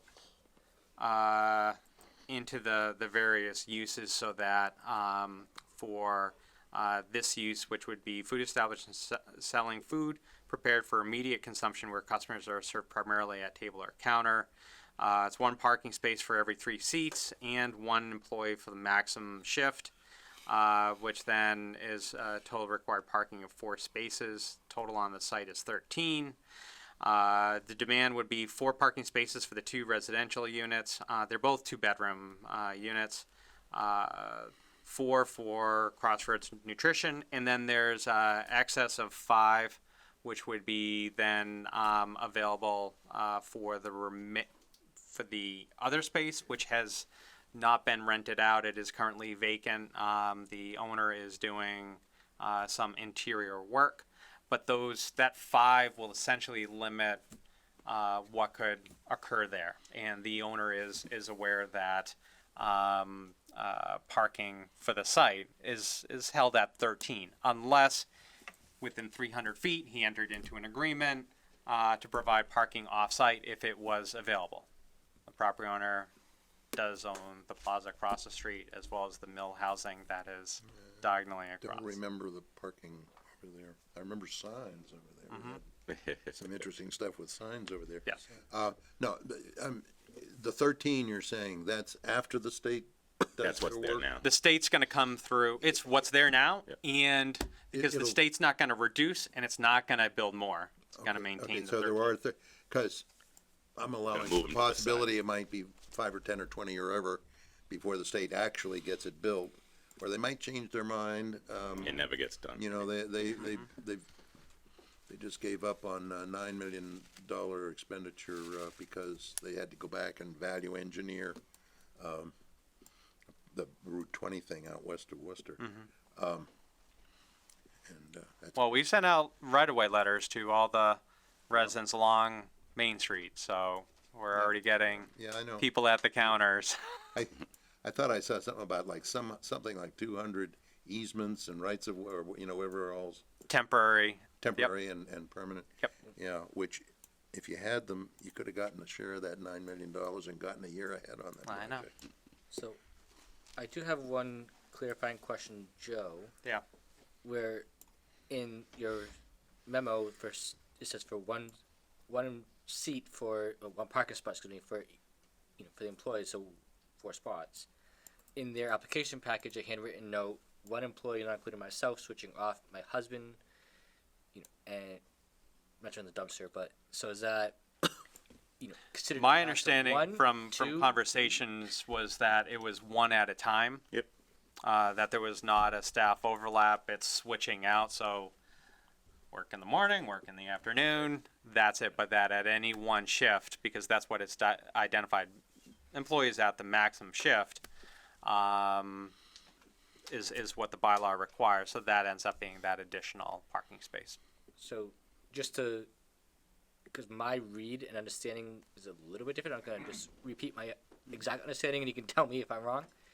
Would either you or your wife be present while as far as working there, while one of your employees is there? So The employee would be one of us. Okay. That's it. That clarifies it for me. Thank you. Yep.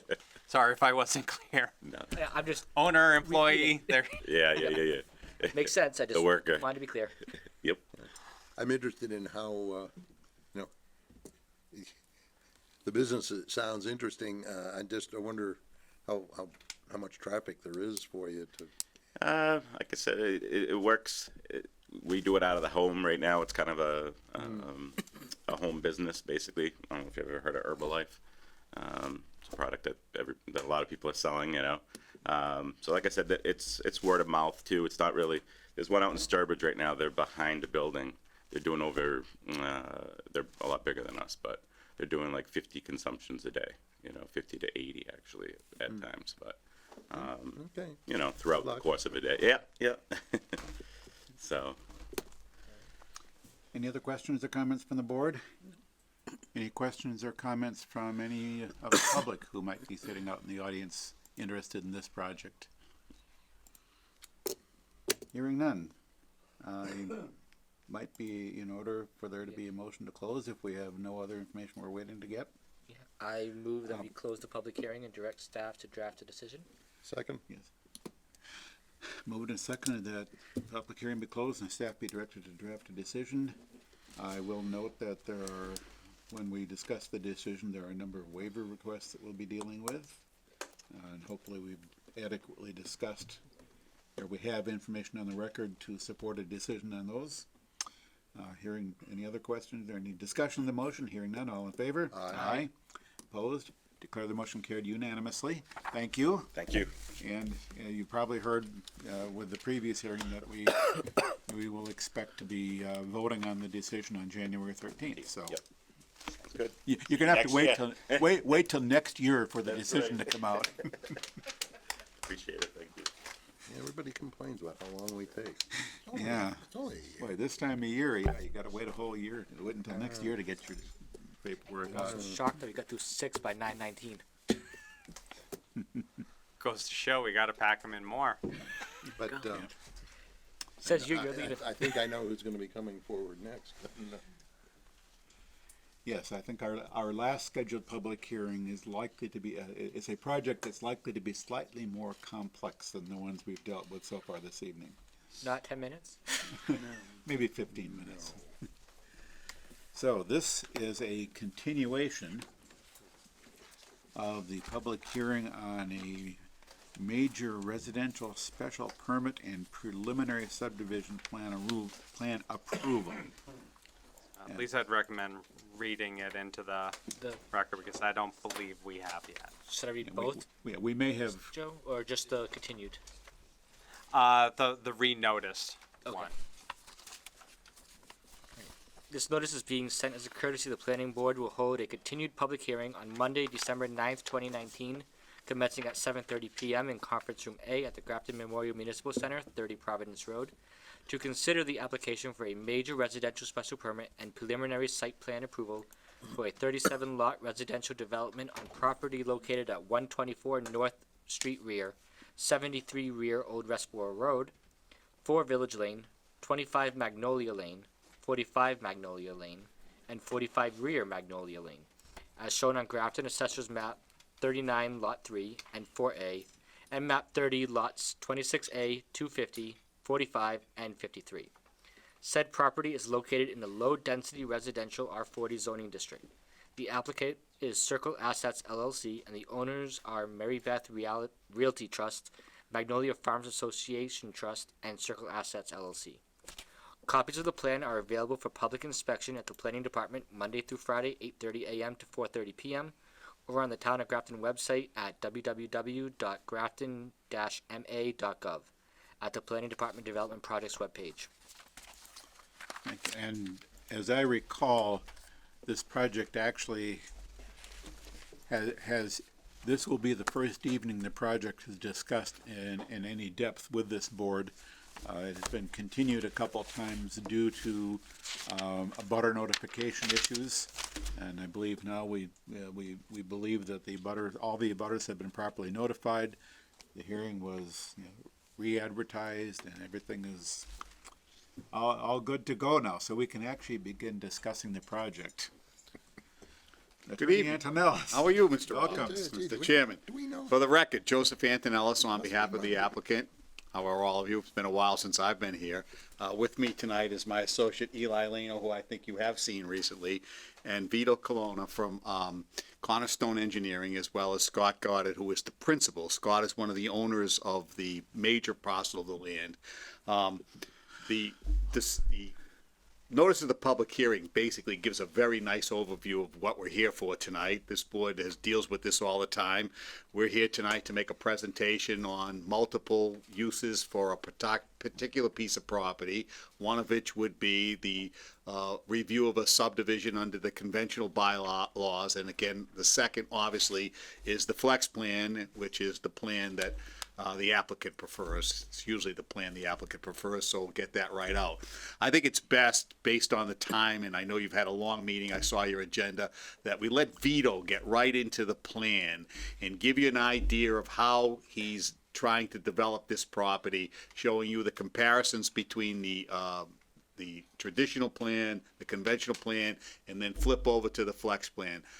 Just for the record, we have already received a preliminary letter from Graves Engineering, and all of the comments that Graves has made so far, we are going to incorporate those suggestions, revisions, etc. into the plans. I don't think we need to get into them tonight, but I did want you to know that we've obviously, because of the delay in the public hearing, we had the opportunity to get some comments back from Graves, and the preliminary comments have already been incorporated in what will be resubmitted to the board. So those issues are really set aside. There are a couple of issues that I think are going to take some time among the board to talk about relative to waivers and road configurations and those kinds of things, and I think we'll get to those obviously as the meeting develops. But for the purpose of getting forward tonight and giving the public a sense of what we're going to do, I'm going to let Vito just take over, show the plans and go over it.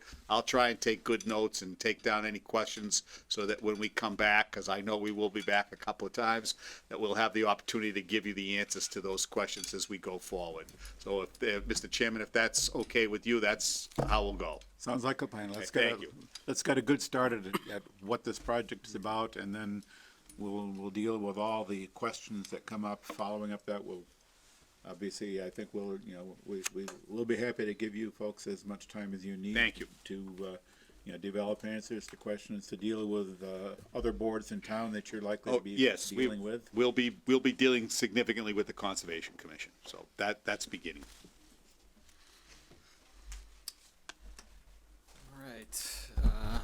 Vito Colonna with Cornerstone. I'm just gonna run through this kind of quickly just to get everyone's kind of bearings where we are. So this is the overall parcel right here. We have North Street here, Mass Pike to the south, Weston Street, and then Magnolia. So the main piece of the parcel is in the middle, and it's owned by Circle Assets. It's this one and then this one here. So they own two of the parcels. The third one is up in here, and that is the parcel owned by Mary Beth Realty Trust. And then there are also easements up in here that are over the land of the Magnolia Farms Association. So the parcel itself has three means of access, one up off Wesson through an easement, off of North Street, and then also off of Magnolia through an easement. the existing conditions plan itself. As you can see, there are a significant amount of wetlands. That's the darker green color there. So there's kind of a wetland system that runs through the site, kind of divides it into essentially two upland areas. You know, a big chunk of land here, and a big chunk of land over here. I don't know if I probably forgot to mention in the beginning, the overall parcel size is 73 acres. So it is a big kind of chunk of land in this area.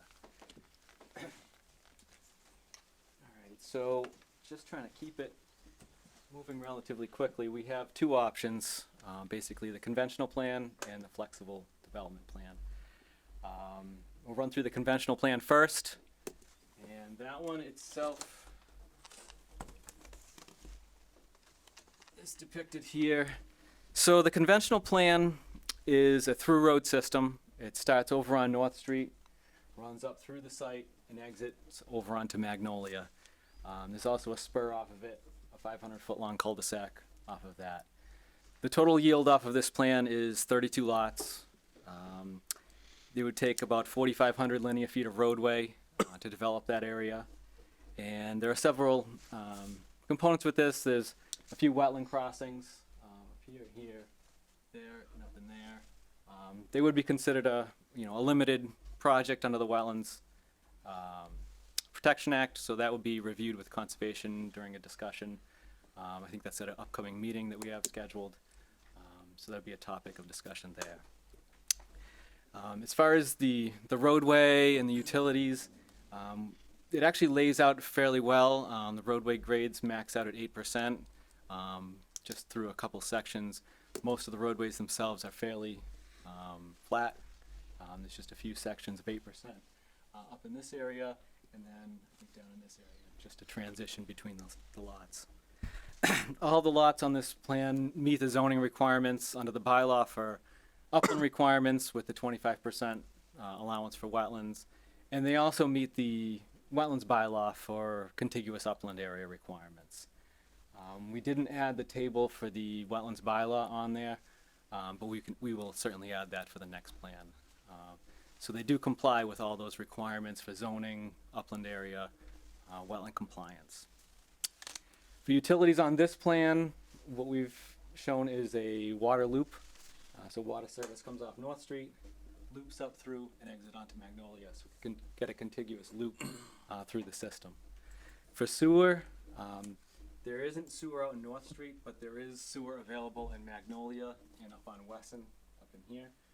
So for this conventional layout, we've proposed pump station to get that up, pump it up to Magnolia up in that location. And for drainage, we have sized everything on a preliminary basis for compliance with all the Mass DEP standards for detention of runoff, the availability to do treatment and recharge, meet all those standards that you'd have to show in a future definitive plan. So we've used that plan as a basis for lot yield, essentially, and that would get us to the conventional plan and the flexible plan. And this is the preferred option from the developer standpoint. And in the conventional, we had 32 lots, and then with bonus provisions, this plan here shows 37 lots. Under the review from Graves, they did note one comment in there that would bring us actually with the bonus provisions to 36 lots. We currently show 37, but the revision coming in will be at 36. And we've kind of split this into two areas to preserve as much open space as possible. So the major benefit of this plan is it preserves over 50 acres of open space land, which is a significant, amount of land in this area. So we have access off North Street. It comes in and there's a small cul-de-sac off, and it leads up to another cul-de-sac in the rear. And because we know this is beyond the typical dead-end length, what we've provided is an emergency access that goes up to Wesson Street. So there is a secondary means of access to get in and out of the site if it is needed. There's a driveway and utility easement that's over that area that goes right up to Wesson. I think we can show that on this. Right up in here. Just kind of shows the layout. Basically a straight shot right out to West End. So the second part of the plan, there's also a small 500-foot cul-de-sac off of Magnolia to bring in a couple more lots on that side. So the other benefits of this plan is obviously there's less wetland impacts to this plan. We only have the crossing at the entrance and then one right here. And obviously open space, 50 acres of open space compared to none on the conventional plan. And then the reduction in the roadway infrastructure for future maintenance of the town. It'll reduce the roadway, I think it's by 1,500 feet of roadway. So there are a bunch of significant benefits to the flexible plan over the conventional. All right, I don't know if you want to start in on some questions or if you want to go over any of the waiver requirements or anything like that. How many units did you say in this? On this one, this plan you have showed 37, but we do have to take one of those out, so it will be 36. This is the flex plan. The flex plan, yep. And the conventional had 32 lots.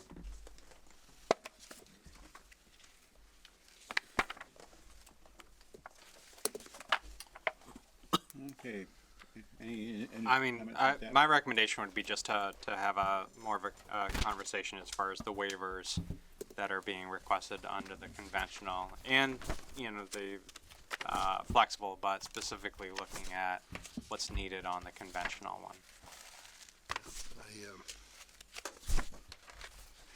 I think Joe has alluded to, anticipated some of what I'll have to say.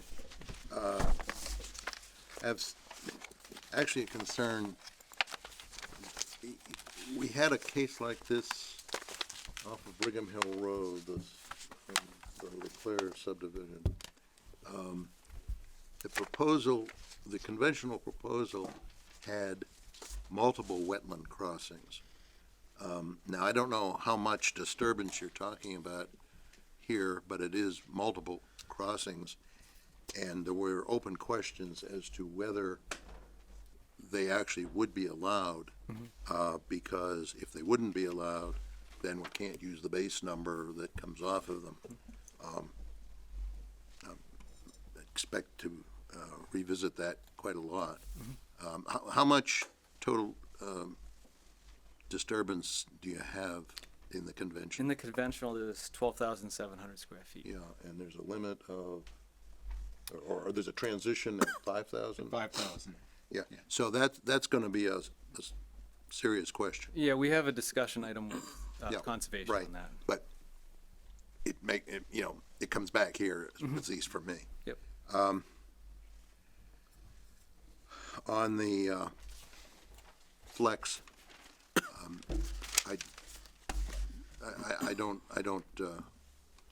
go along with emergency accesses.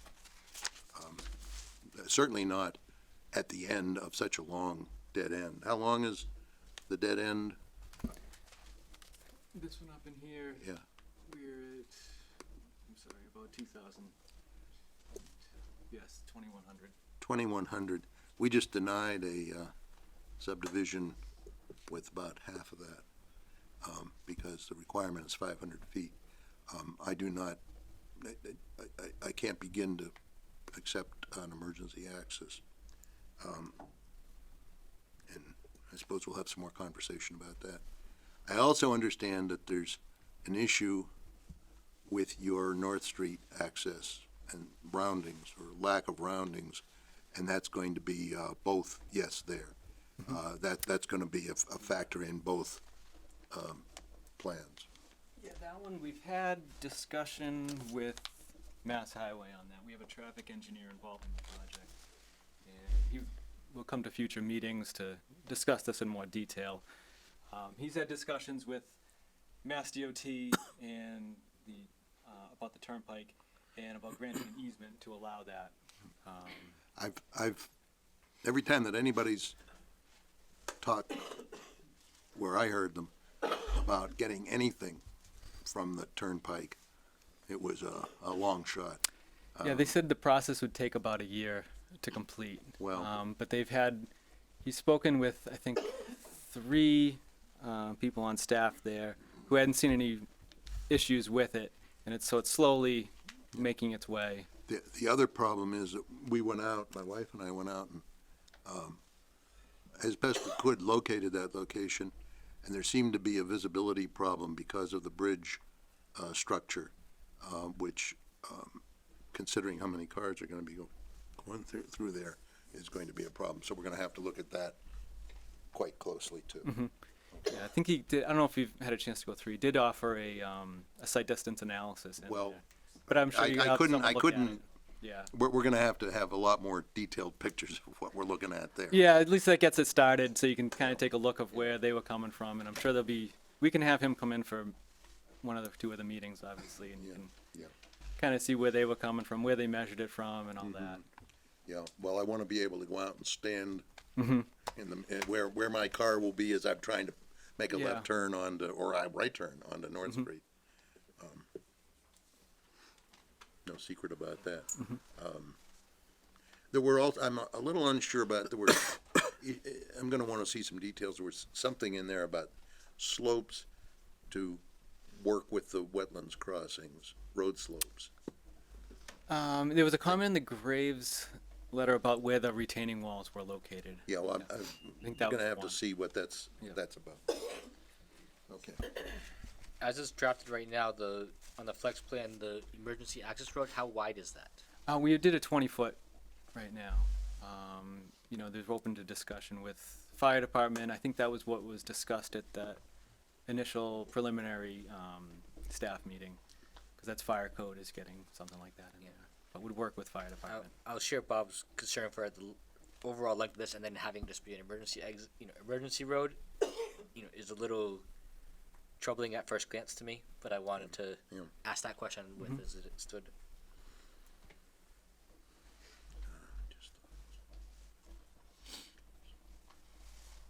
I'm curious as to why you wouldn't just make it a road. Well, the width of it is 33 feet wide. The easement. You've got an easement that's 33 feet wide and doesn't have roundings. Right, so you couldn't do a full subdivision roadway through that area. But that's what I was trying to remember. On your drawings there, that's in that, you show green, it doesn't matter, yeah. Yeah, over here you can see that strip, that's all. Yeah, no, but, I see. If you turn that, turn it back. Sorry about that. Yeah. There you seem to show, you show green going all the way, you show a wide green. Yeah, right here. Right. That's where this, on the locus here, you can kind of see, that's this right here. Yep. Yeah, And okay, there's so. an easement that protrudes off of that. Yeah. There's an existing home on that property, that's next to your, Over in here? no, Oh, up in the green area next to your, or. Emergency. No, above that Oh, up green here? area, yeah. Yeah. Next to the easement? This is kind of the Or this one? extension of it, so this is that spot. we're looking Yeah. at. So if you follow the easement out, Right. it goes out to west, and near the corner of Magnolia, there's a house on the corner, there's one on west in here. Yeah. As you go down the subdivision. What I'm getting at is the possibility of obtaining, the property or a sufficient property to actually put a road in there. Probably.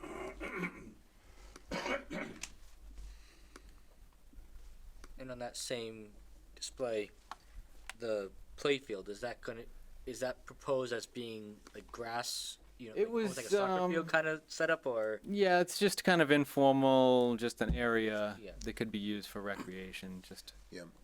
Another thing is, in the flex, you have quite a large area, including, I guess, a fair amount of upland. It's not clear to me who will be able to use that and how they'll be able to get to it. So, from this side, you'd have accesses off both, off the new subdivision road, and then also off this side, you'd be able to access here and through here, and then also up through this, this access up in here. But that's not getting my, my area, particular area is this big chunk Yeah, that here. would be off of Magnolia. Yeah, and there's no place for people to park who want to use that, is there? Had parking, no. just on the side of the road. Yeah, that's, Not great for that street. that's not gonna make that, all that useful.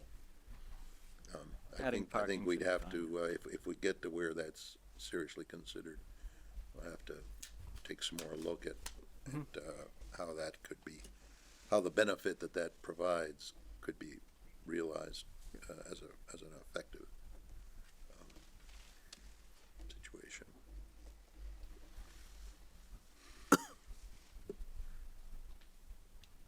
Other issues that any members of the board wish to raise for further consideration of the plan?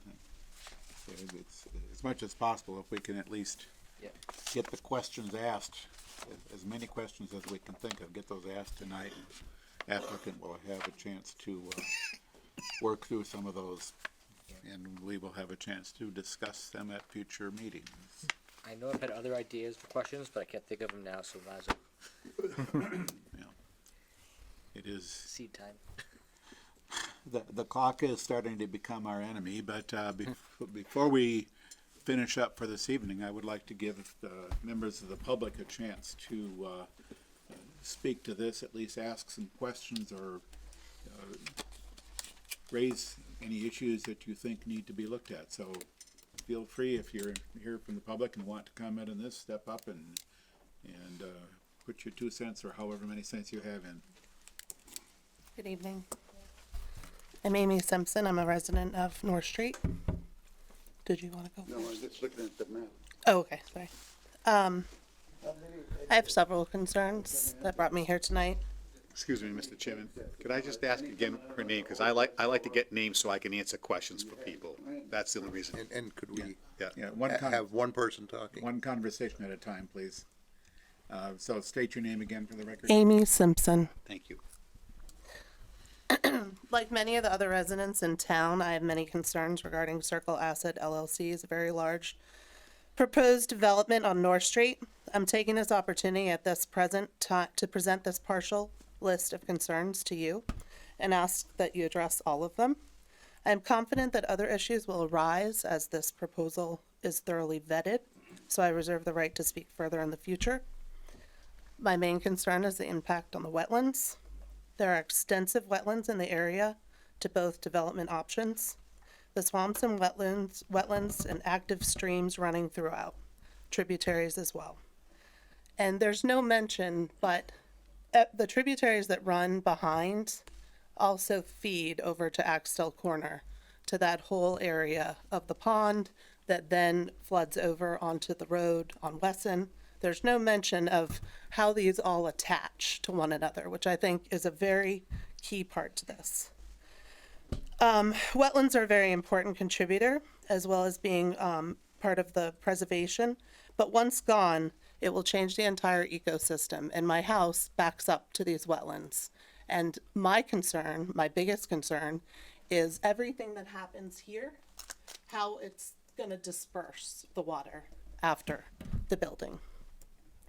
So that's one of my biggest concerns, as well as most of the residents on North Street are on wells.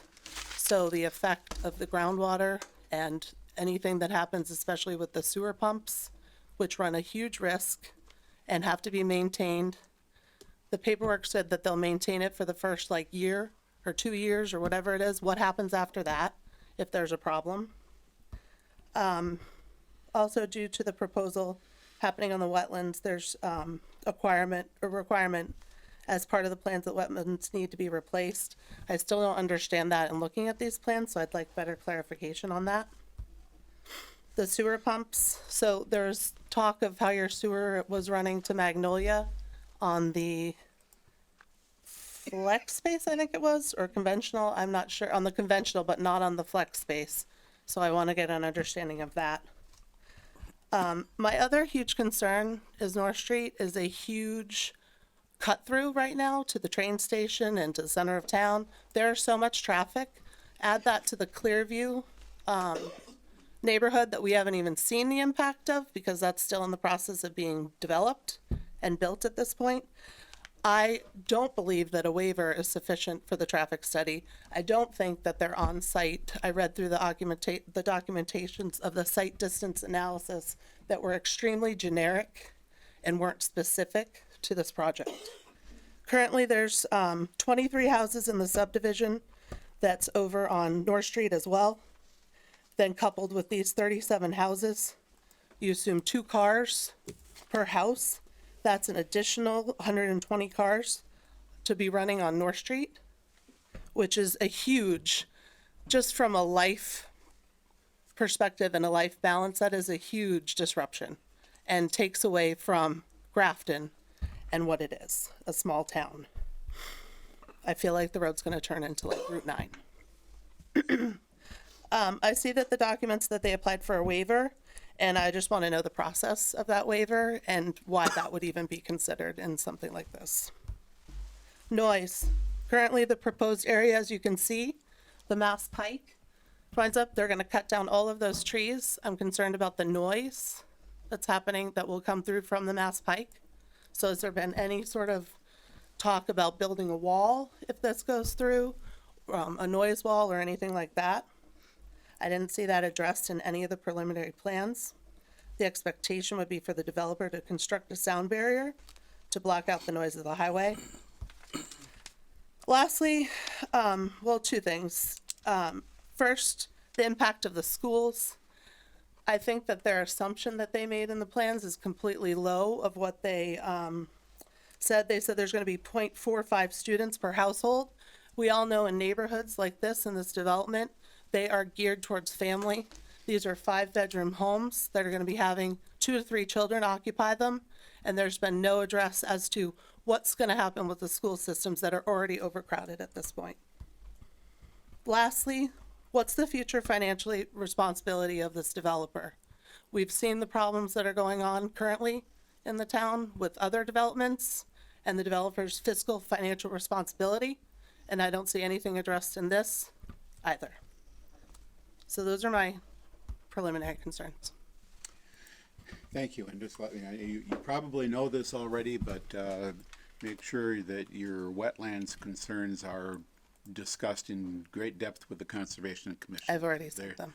They're the people that really pay attention to those, and we obviously respect their concerns and want to make sure that all of the wetlands issues are addressed. Right. Make sure that the Conservation Commission pays close attention to all of those issues. They are very important. Yep. And then my other question is, we talk about, obviously, they want the flex space versus the other one, but I don't understand, and I read the recommendation from the conservation that the less disruption of the wetlands would be the other one. So at what point is that decided? And I know it's not you guys, but I know you work hand in hand. So at what point does it even move through to decide on which plan? Which plan? Ultimately, the applicant decides which plan they want to build. The planning board makes a recommendation as to which plan that we think would be better. But it's up to the applicant to choose which one they build. In other towns, it works differently, but that's the way it works in Grafton. I just want to add that within the last few months, I've spoken to one of the school committee members as well about what the district considers as number of students per house. They told me that their understanding was 1.5 students per. That's what Jake single Cummings family uses house. for the stuff. But DECA just did a study for Grafton for future, so I was going to submit that to the exhibits as well. Glad to have it. Thank So you. is that it? Okay. Any other comments or questions from the public? This certainly is not your last opportunity to be heard on this. I expect that this process will continue for some number of weeks, possibly months. And as the design evolves and as details are worked out, you will have ample opportunity to comment further on this. That reminded me, your comments reminded me of 2 things that I had noticed. One is the cost-benefit analysis, which is where the school costs are cited, are inconsistent with my view, and we'll probably have some more conversation about that if we need to. I don't think that the town gains. I think perhaps the town even loses, but there's no benefit to the town in adding residences that I can see. And the looking to put off the traffic study until the to the definitive plan. As far as the preliminary subdivision part of this goes, that would be all right. But for the special permit, we're gonna have to see the traffic. I'm gonna have to see the traffic study. Full traffic study.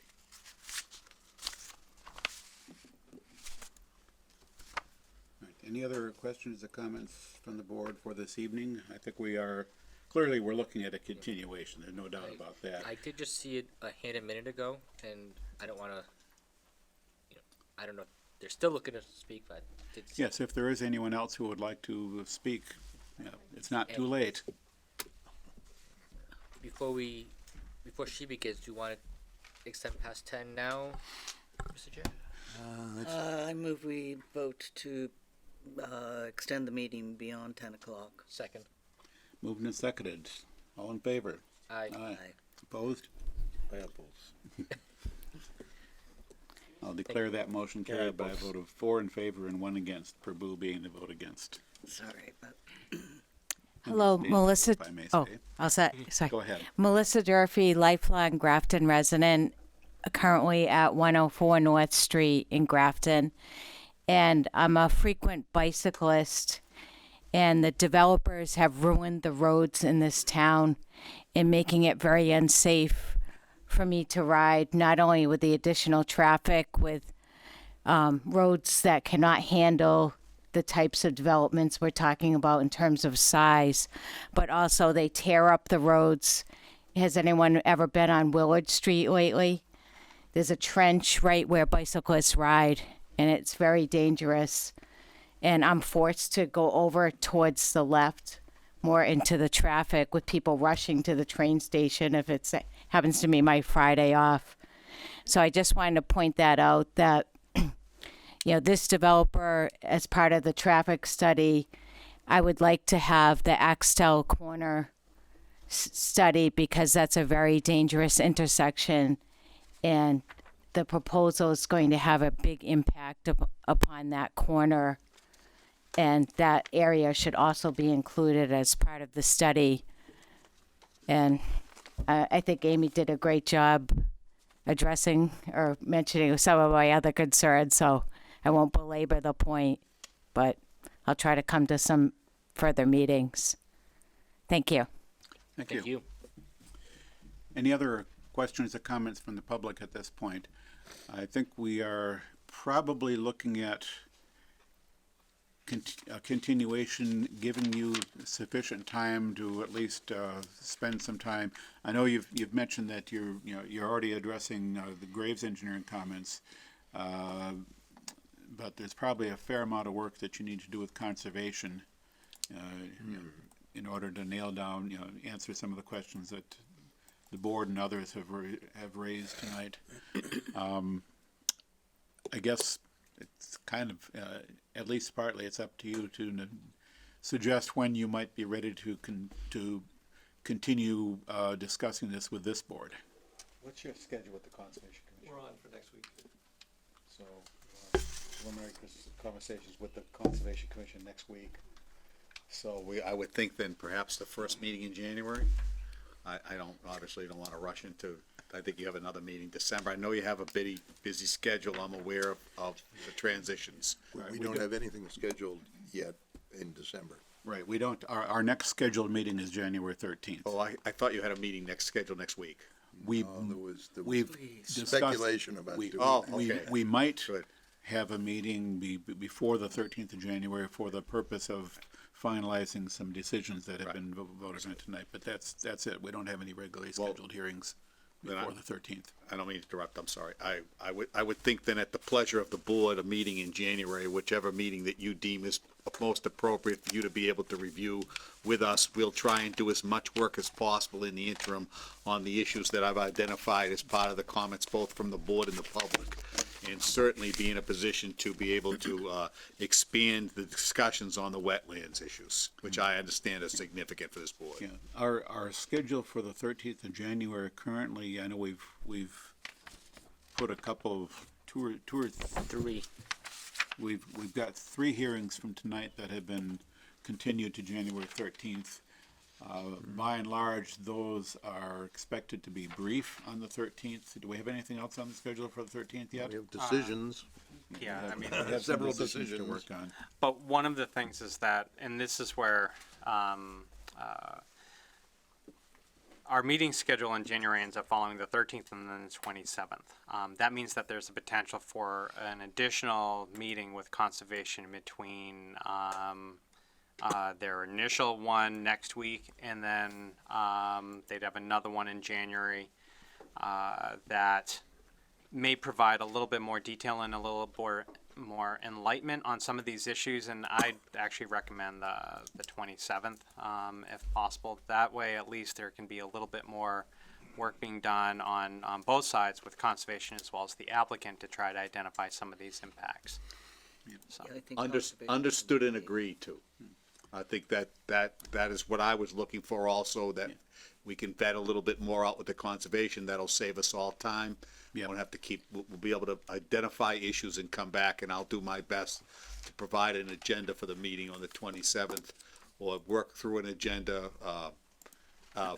with staff so that we come in knowing what we're gonna discuss, and obviously we'll focus on the conservation. You do know that there's. Yes, I'm aware. Yes. I don't know how In that's fact, gonna work. Between staff transition and working through the end of year holidays, Understood. the 27th is probably a That's good fine. bet for We'll this. be here on the 27th. We appreciate the board's time tonight. Appreciate the residents coming out. I know that anytime there's development that goes on in the neighborhood, and I was involved with the permitting of Magnolia Farms. I actually did all of that permitting before this board, and have a good memory of it. And there were concerns then.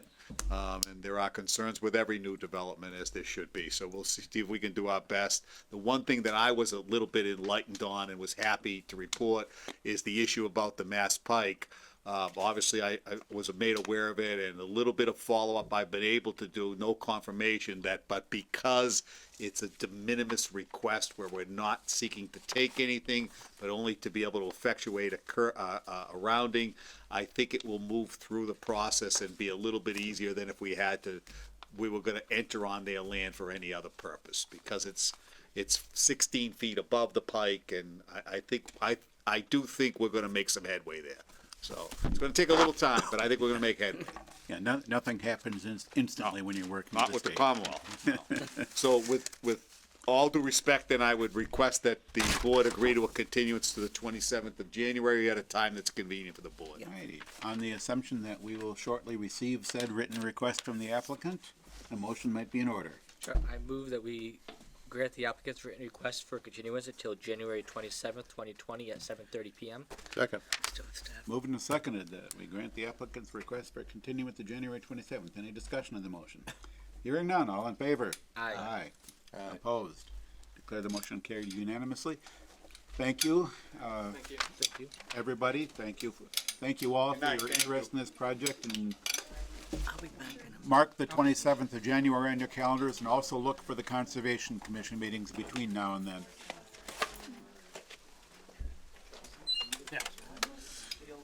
And now, We're gonna be actually discussing that right now. We have to file the decision before January 6th at 4:00. Because, as what one of our members said, we have that for non-hearings, which Wheeler is already closed. So that's what we're gonna discuss as far as scheduling that. Whether it's the 16th or another night, that's what we have to No, figure but out there now. was somehow, Right, we were yeah. gonna be Yep, authorized. I'll let you know. So it wouldn't have to come back. yeah, It was something about the two of us, but it may be not stated. maybe we implicitly, maybe Joe was implicitly correct in saying that we agreed that it was good enough shape. Thank you.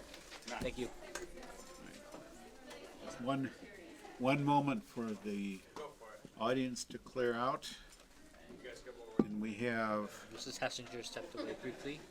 Yeah. Can we also reduce the heat in this room? Slipped out. Reduce the heat? Mouse hole. The lights! slipped out quietly. I think the heat is high. I can fix that. I have clearance from the person who, It is warm he here. trained me. It is hot. I would prefer it to be at least 20 degrees lower. Yeah, I'm usually cold and it's warm in here today. You are the one who's sitting in your t-shirt now, comfortably. Yeah, Right. I'm usually cold and I'm in my t-shirt. Okay.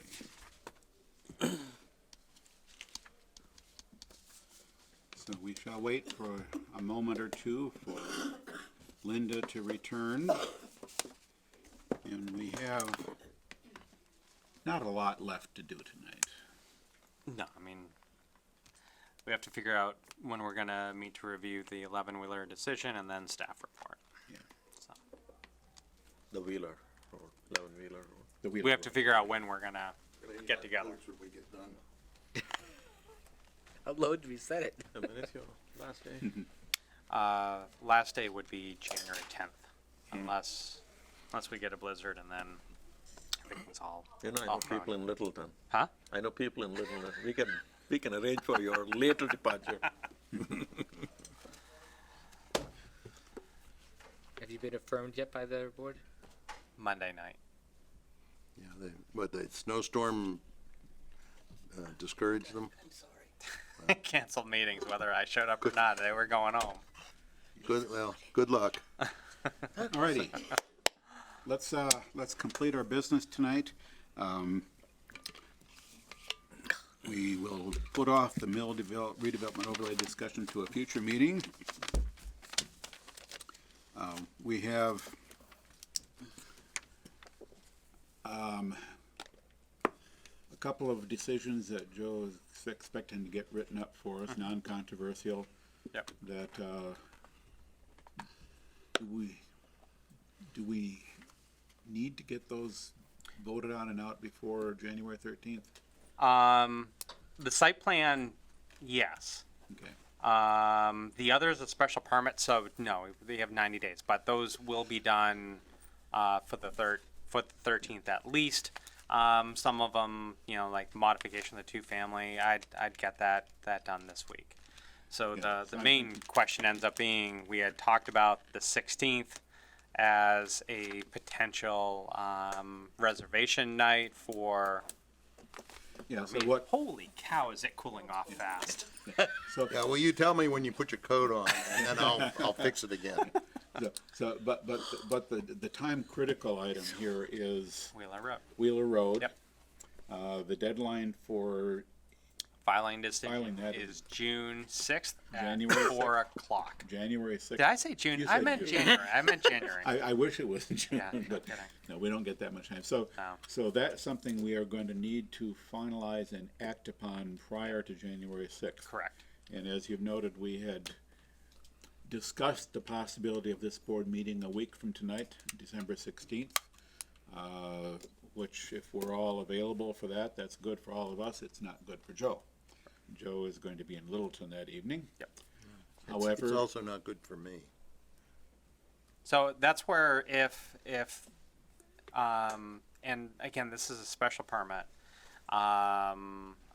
So if there is another night, if the following week is acceptable on the 23rd, that works. Otherwise, it's trying to identify another night or even a morning. I can only dial in mornings. Yeah, I mean, Unless that's you where, guys are as long ready as to we meet have a at quorum, 3:30 we can a.m. have people dial in. It is possible. Okay. yeah, so Remote just can't be used to create the quorum. Right. The chairman has to, or the person chairing the meeting has to be in the room, yep. so on and so on. Yeah. So how do we want to work this? If the 16th is not good for all of us, then 17. Do we want to look at the 23rd, or do we want to look at some, say, some morning next week? I'm assuming we wanna make it sometime, we don't wanna make it sometime this week. 'Cause that puts Joe under the gun to, Yeah, I mean, get, with all the other things he's gotta work on. I would prefer 23rd to the next Monday, the week after Christmas, the day before Christmas, or the Monday before Christmas is better than The Monday 23rd is, after. yes, I I don't have a I'd problem have with to the say, I'd prefer the before Christmas rather than after. Really? There's a 23rd, that's, The 23rd is close to Christmas, but it's 2 days before. well, that's our normal. That would be That a would normal be. meeting night. Why don't we, Okay with that? Everybody okay with the Yeah. 23rd? I'm okay with it. All right, 7 so- o'clock? So Yeah. let's plan the 23rd, 7 o'clock to review and approve draft decisions. Okay. That was likely to be the only item on our agenda. It will be draft decisions, try to get some of those small ones that should be, pretty straightforward out as well. And nothing else on the agenda, unless something else comes up that demands our attention. Yeah, I mean, that's where any sort of public hearing now is actually, would be scheduled for the end of January anyways, Right, or we can't going schedule forward. a public hearing, we can't Correct, no. advertise a public hearing. For So the it's, you know, really ends up being decisions. Do you have anything else in the pipeline for January? No, actually, we don't. Because they all came in for tonight. So on the, if we meet on the 23rd, would the public also be here, or not for? They can. It would not be a hearing. The public would be able to come here, but they're probably not, won't. not much of Come to anything to be- interest them. Yeah. And it Joe? will not be a public hearing of any Now, kind. that's Is Hanukkah, but that's okay. Town hall going to be, Right. Mr. Center going to be open on the 24th? Do you know? Like, Uh, meaning if a applicant wants to get their decision the next day. Oh, yes. I think it's a half day though. It's usually a half day, isn't it? Yeah. But that's where they wouldn't be able to get the decision anyways. We would then basically mail it out, scan it. Once it's filed in with the town clerk, appeal period is 20 days, and then they get it after. So, Okay. so Yep. So, Yep. My main thought was more, is it going to be, it would be filed with town clerk that next day, or is it going to be more of a delay? well, that's where worst case it ends up being towards the end of the week. Yeah. We're still in advance. So. Yep. Yeah, I Yeah, didn't. we have, No issue with the shot clock. It was just in case someone happens to wonder on what the timeline looks like for them. And that's usually, we end up communicating that if it's a delay, because usually we end up saying like by noon we should have it stamped in with the town clerk. Yep. If then there ends up being a delay because we either have to do significant edits, we then either communicate separately or they know in advance before we leave the meeting saying, okay, there's a bit of work we have to do to make that work. speaking about all that, the decision that Dave and I reviewed, was there a need for us to, there was some reference to us signing? It would, no, it was just as far as me signing for you. Okay, so we didn't. Yep. Okay. yeah, I think Joe just wanted the two of us to concur that it was ready to be signed. Right. And it did not need to come back to this Correct. board for any final review. Correct. All right, so, Okay. one So- of our last agenda items is gonna be staff Yep. report. So I'm pretty excited about this. On Friday, we mailed out the final packet for Mass Historic to review for the RFP for the Grafton State Hospital. That was so that we can stay on course to have it published in the Central Register on December 18th. With a memorandum of agreement with Mass Historic, Town of Grafton, and the Grafton Historical Commission, there was 2 review periods that Mass Historic required. 14-day review of the draft and then a 7-day review of the final. On Thursday last week, we got the letter from them saying we have no comment. So that then I concentrated Friday morning to get that out, because if I waited to try to do that today, we would then run the risk of actually going past the 18th. And because the Central Register publishes every other week, we really needed it done so that we could have it on the street for the 18th, and the whole calendar of events for the next 3 months with meetings would have been impacted. So very excited to actually have that final version produced out to Mass Historic for their thumbs up. And because they didn't have any comments on the first one, they better not have any comments on this one. It really, I think, does reflect Grafton Historical Commission's as well as Mass Historic and the town's preference that a developer really needs to do their homework and identify what can be saved there, and demonstrate if things can't, why they can't. So we're building in 2 site walks for developers. I think I mentioned maybe at a previous meeting, I picked up the keys, had a walk through the thickets to actually get into the building.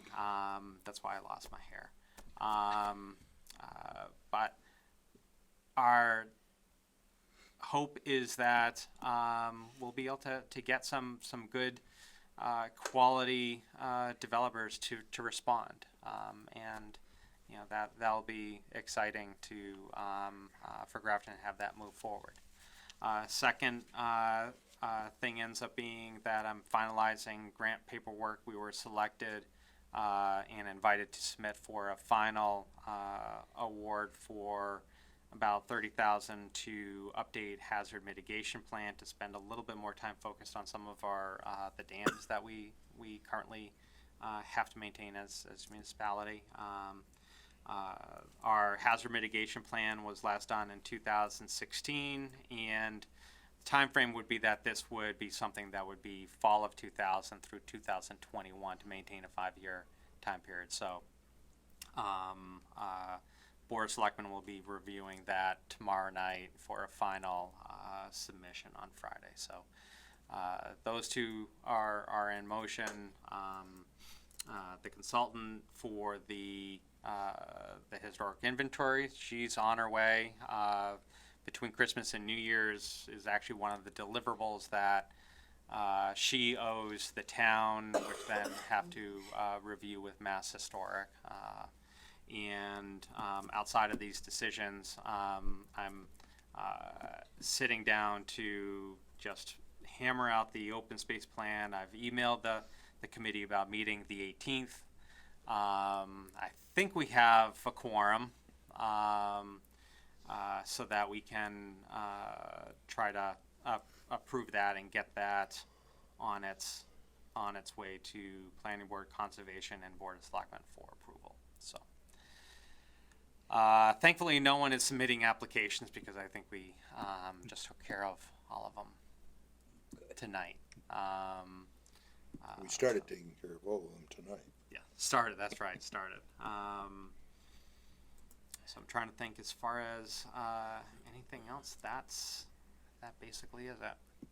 Do we know who will be our interim staff support for? I need to. Dave and I talked about this. I need to talk with Tim and involve Dave as far as bringing in resources to help. The fortunate thing is, or one of the things is that the only long-term holdover unless there's a new application that comes in is really going to be that North Street subdivision. The others are going to wrap up besides that cell tower, but Bob knows how to deal with that. No consultant can help. Bob, just hand it to Bob. Bob knows how to deal with not having a planner for 6 months. That has already been advertised for a month. That's, if anything, that snowstorms has resulted in is pushing things back. So,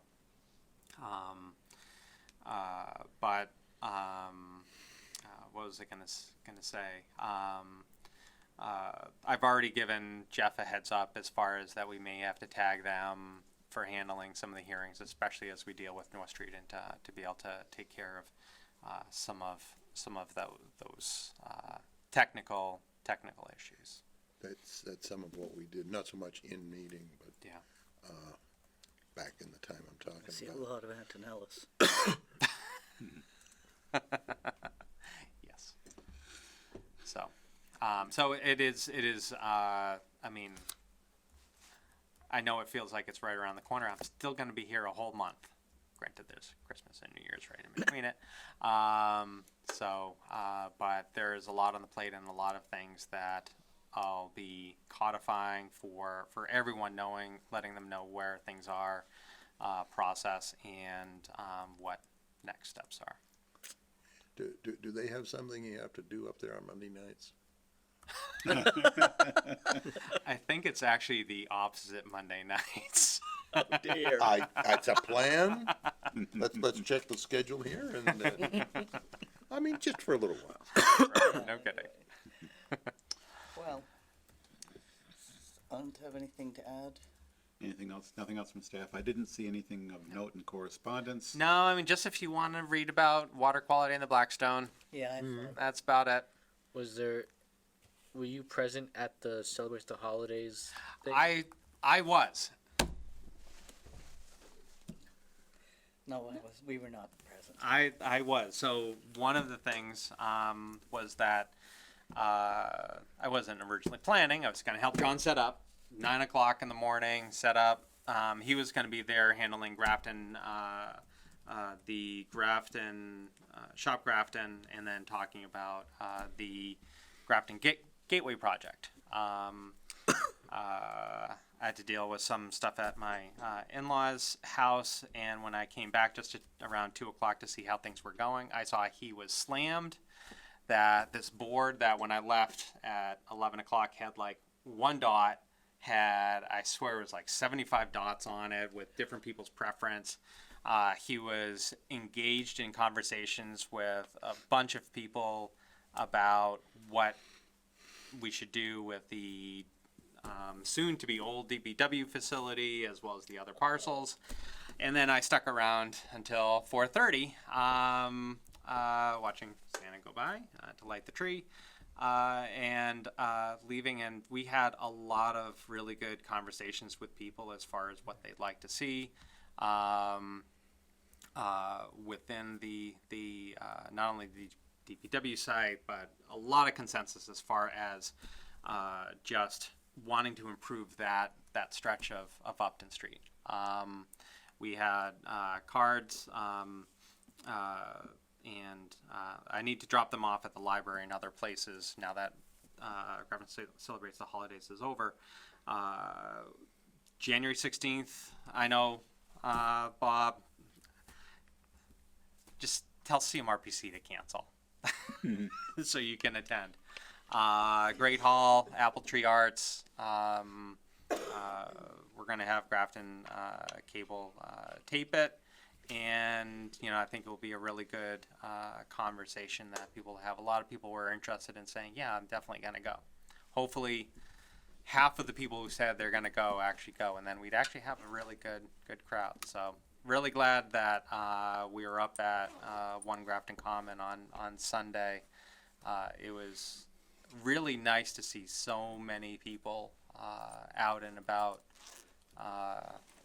I actually hadn't been to Grafton Celebrates the Holidays before. So it was... Next year I'll actually go and do things rather than manning a table. But it was a really nice Sunday. Are you going to join us at Apple Tree Arts on the 16th? That's an unknown. John is going to be. I'm trying to basically just John Allen, Economic Development. He's going to be coordinating that because essentially, and you all know this from working with Dodson Flinker with Worcester Street and the Transit Village. Sometimes it's best to have the consultants engage and have that third party discussion with residents and people. Mm-hmm. And for this, I think we're going to be really getting a lot of feedback. There's a special website that was created, GraftonCommonGateway.com. This survey that if people who weren't able to come and put their dots on their choices, encourage you to fill out the survey and provide a little bit more comments. Just a little quick peek. I was some of the choices. It was definitely neck to neck between mixed use and some sort of park and recreation use. So, it's going to be interesting to see whether that changes with some of the online submissions. Any reports from planning board representatives that are worth sharing? Well, I've been in contact with the Janet Pierce up at CMRPC and trying to find out how inquiries up there about possibilities for finding planners, I guess, or getting support out of them. My last report a few days ago, though, was that she had Tim had spoken to her and she had replied, but she had not heard anything from Tim. So that's I don't know what to do. All I know is that she said all of her people are perfectly happy up there. It's because we hear every month about how hard it is for them to hire people. That there's we're down to 3.5 unemployment, right? There's the job market is a little tight. You mentioned John, and this afternoon I noticed something. The Route 30 has been and is apparently a disaster, particularly for a couple of businesses like Pecorino's, and where Anzio's was,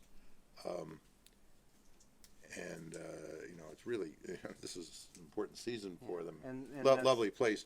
Today, I see on the feed from our television, that a little 2-minute piece was made by GGTV featuring Simone and John. Yeah. Talking about the store and whatnot, which I thought was interesting. I don't know how she got picked as I think that's the first one of those, at least it's the first one I've noticed, but it might have something to do with what we're doing to her access. There's part of that, and some of it Bob DeToma is working on. There's about 4 businesses that John has talked to, and our idea is to put out across this the Shop Grafton time period, give people a little bit more exposure as far as some of these businesses that are in town that people just. They may know, I know where that is, but they may not know exactly what they do and some of those things. So that was one of the things that was nice being up at the One Grafton Common. Saw a lot of dogs come in to get their picture taken with Santa at quite fetching. It was pretty funny.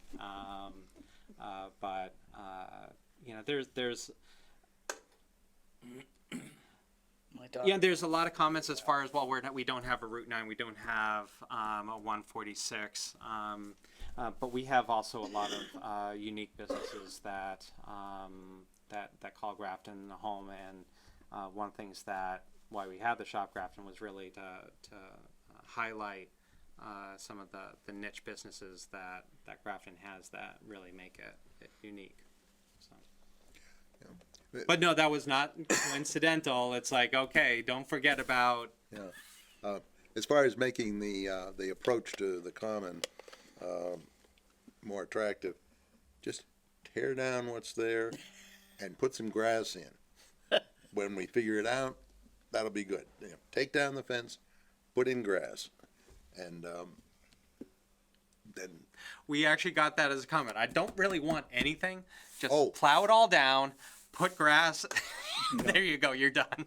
No, that's too valuable an area. We need businesses. Yeah. And I think we need to somehow have tax revenue being generated there, or else a significant municipal use.